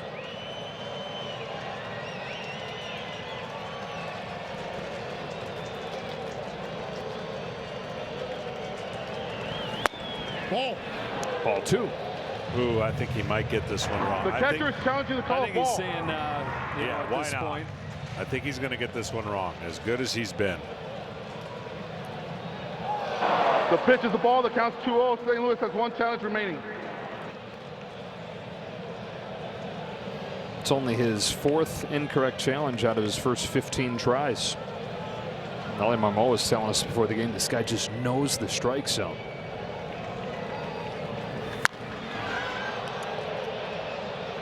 Two and 1. These are the combined numbers for Herrera, who's been one of the best challenging hitters and catchers. He's 17 out of 24. And yeah, Ali said it's pretty simple.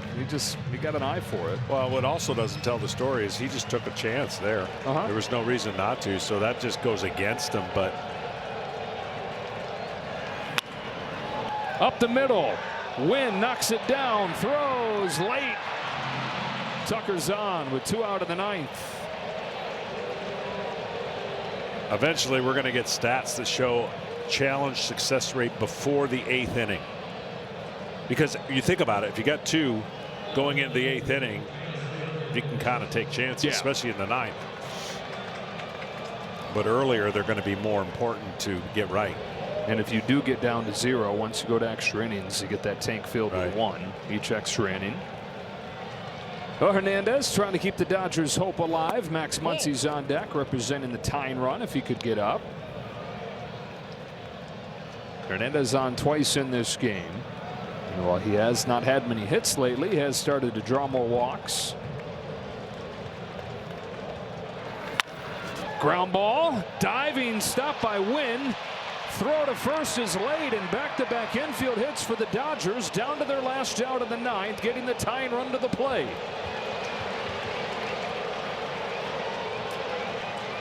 win that close both times to getting the last out of this game, but unable to pull off either. First one had funny spin. He was trying to get the short hop. The second one was just going to be an impossible play. If he made it, it was going to be fantastic.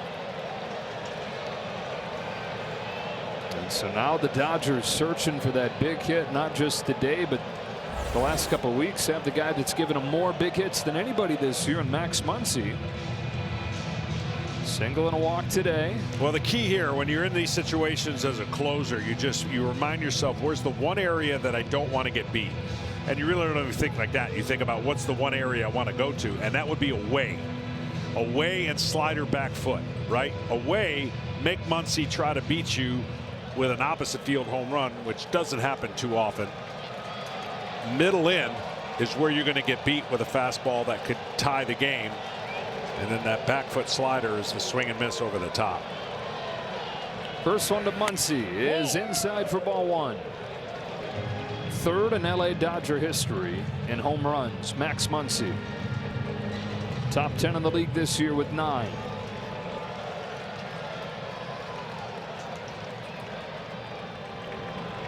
Two on, 2 out in the 9th. 1-0 pitch. In for a strike. Great pitch right there. You just take your chances. There you go. You're a better man if you can go left center.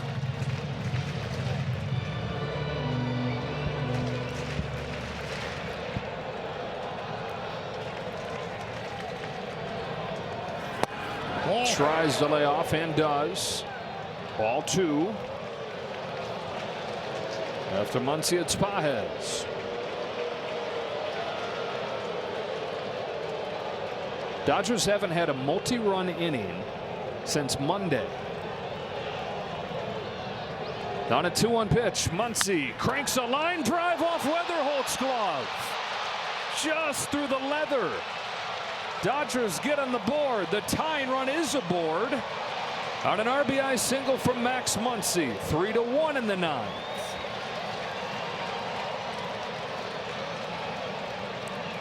Three straight balls finding leather, but that third out, that 27th out, all elusive. Yeah, this one had a lot of topspin as he jumped. I think the ball comes back down and he has to adjust his glove. Watch when he jumps and then watch the ball just get to the glove and tip it. Good mound meeting right here for a guy that has shown he can't stay off the ball down. So all you tell yourself here is good sliders away.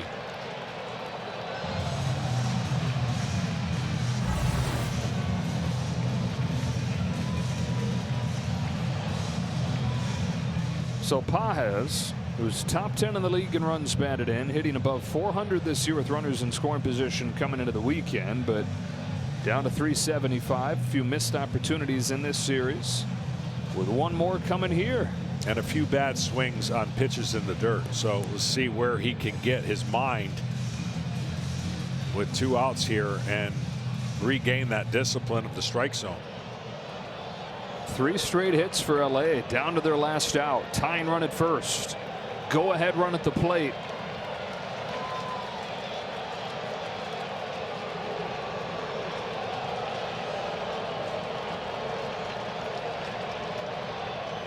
Ball 1.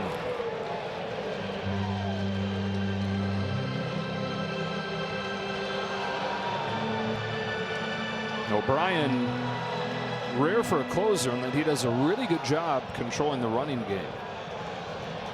Muncy has not attempted a steal this year. Pages grounds one left side and through. It's a 3-2 game on a 4th consecutive hit. Down to their last out.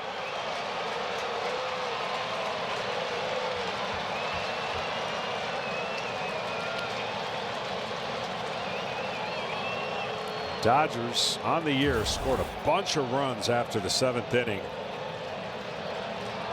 But you talk about waking up. Maybe in the nick of time here. 2 outs, nobody on, and now it's 3-2 with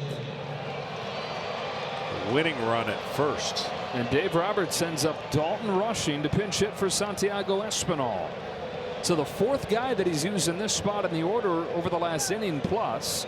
Call pinch hit for Kim. Espinal replaced Call defensively. And now he's going for it down to the last out with Rushing.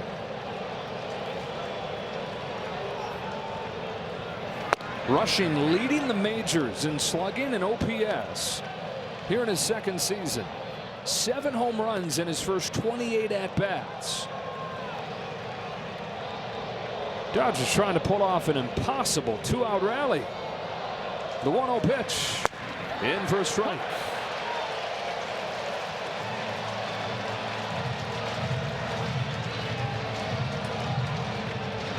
Dodgers had 4 hits total coming into this 9th inning.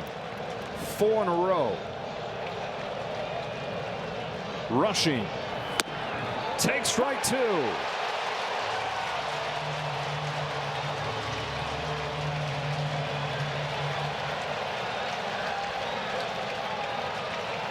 Again, after that pitch right here, a dirty pitch would be that back foot slider. Oh. Got him to finish it off. The Cardinals hang on by a thread.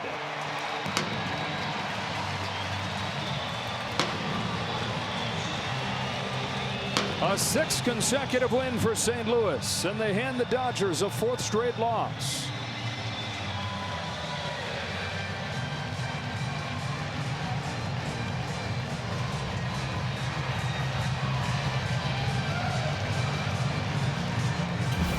Well, after that fastball caught the inside part of the plate, there's that breaking ball down. He had to respect it, and he had to think it was coming in the same spot, and it didn't. A relatively easy 9th turned into a woo, spooky one. Yeah. For St. Louis. Dodgers finally break through with 2 runs in the 9th inning, but they could do nothing against Michael McGreevy. 6 scoreless innings, and our pitcher profile sponsored by Wendy's. He was fantastic. He let his defense do the work. He made enough quality pitches when he had to.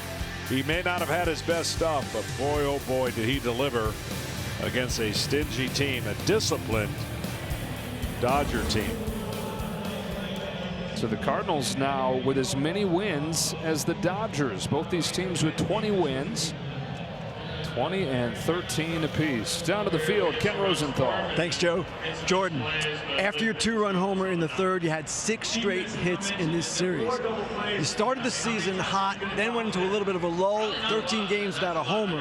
How did you get hot again? I mean, I think that's just how the season goes, man. You're going to have ups and downs.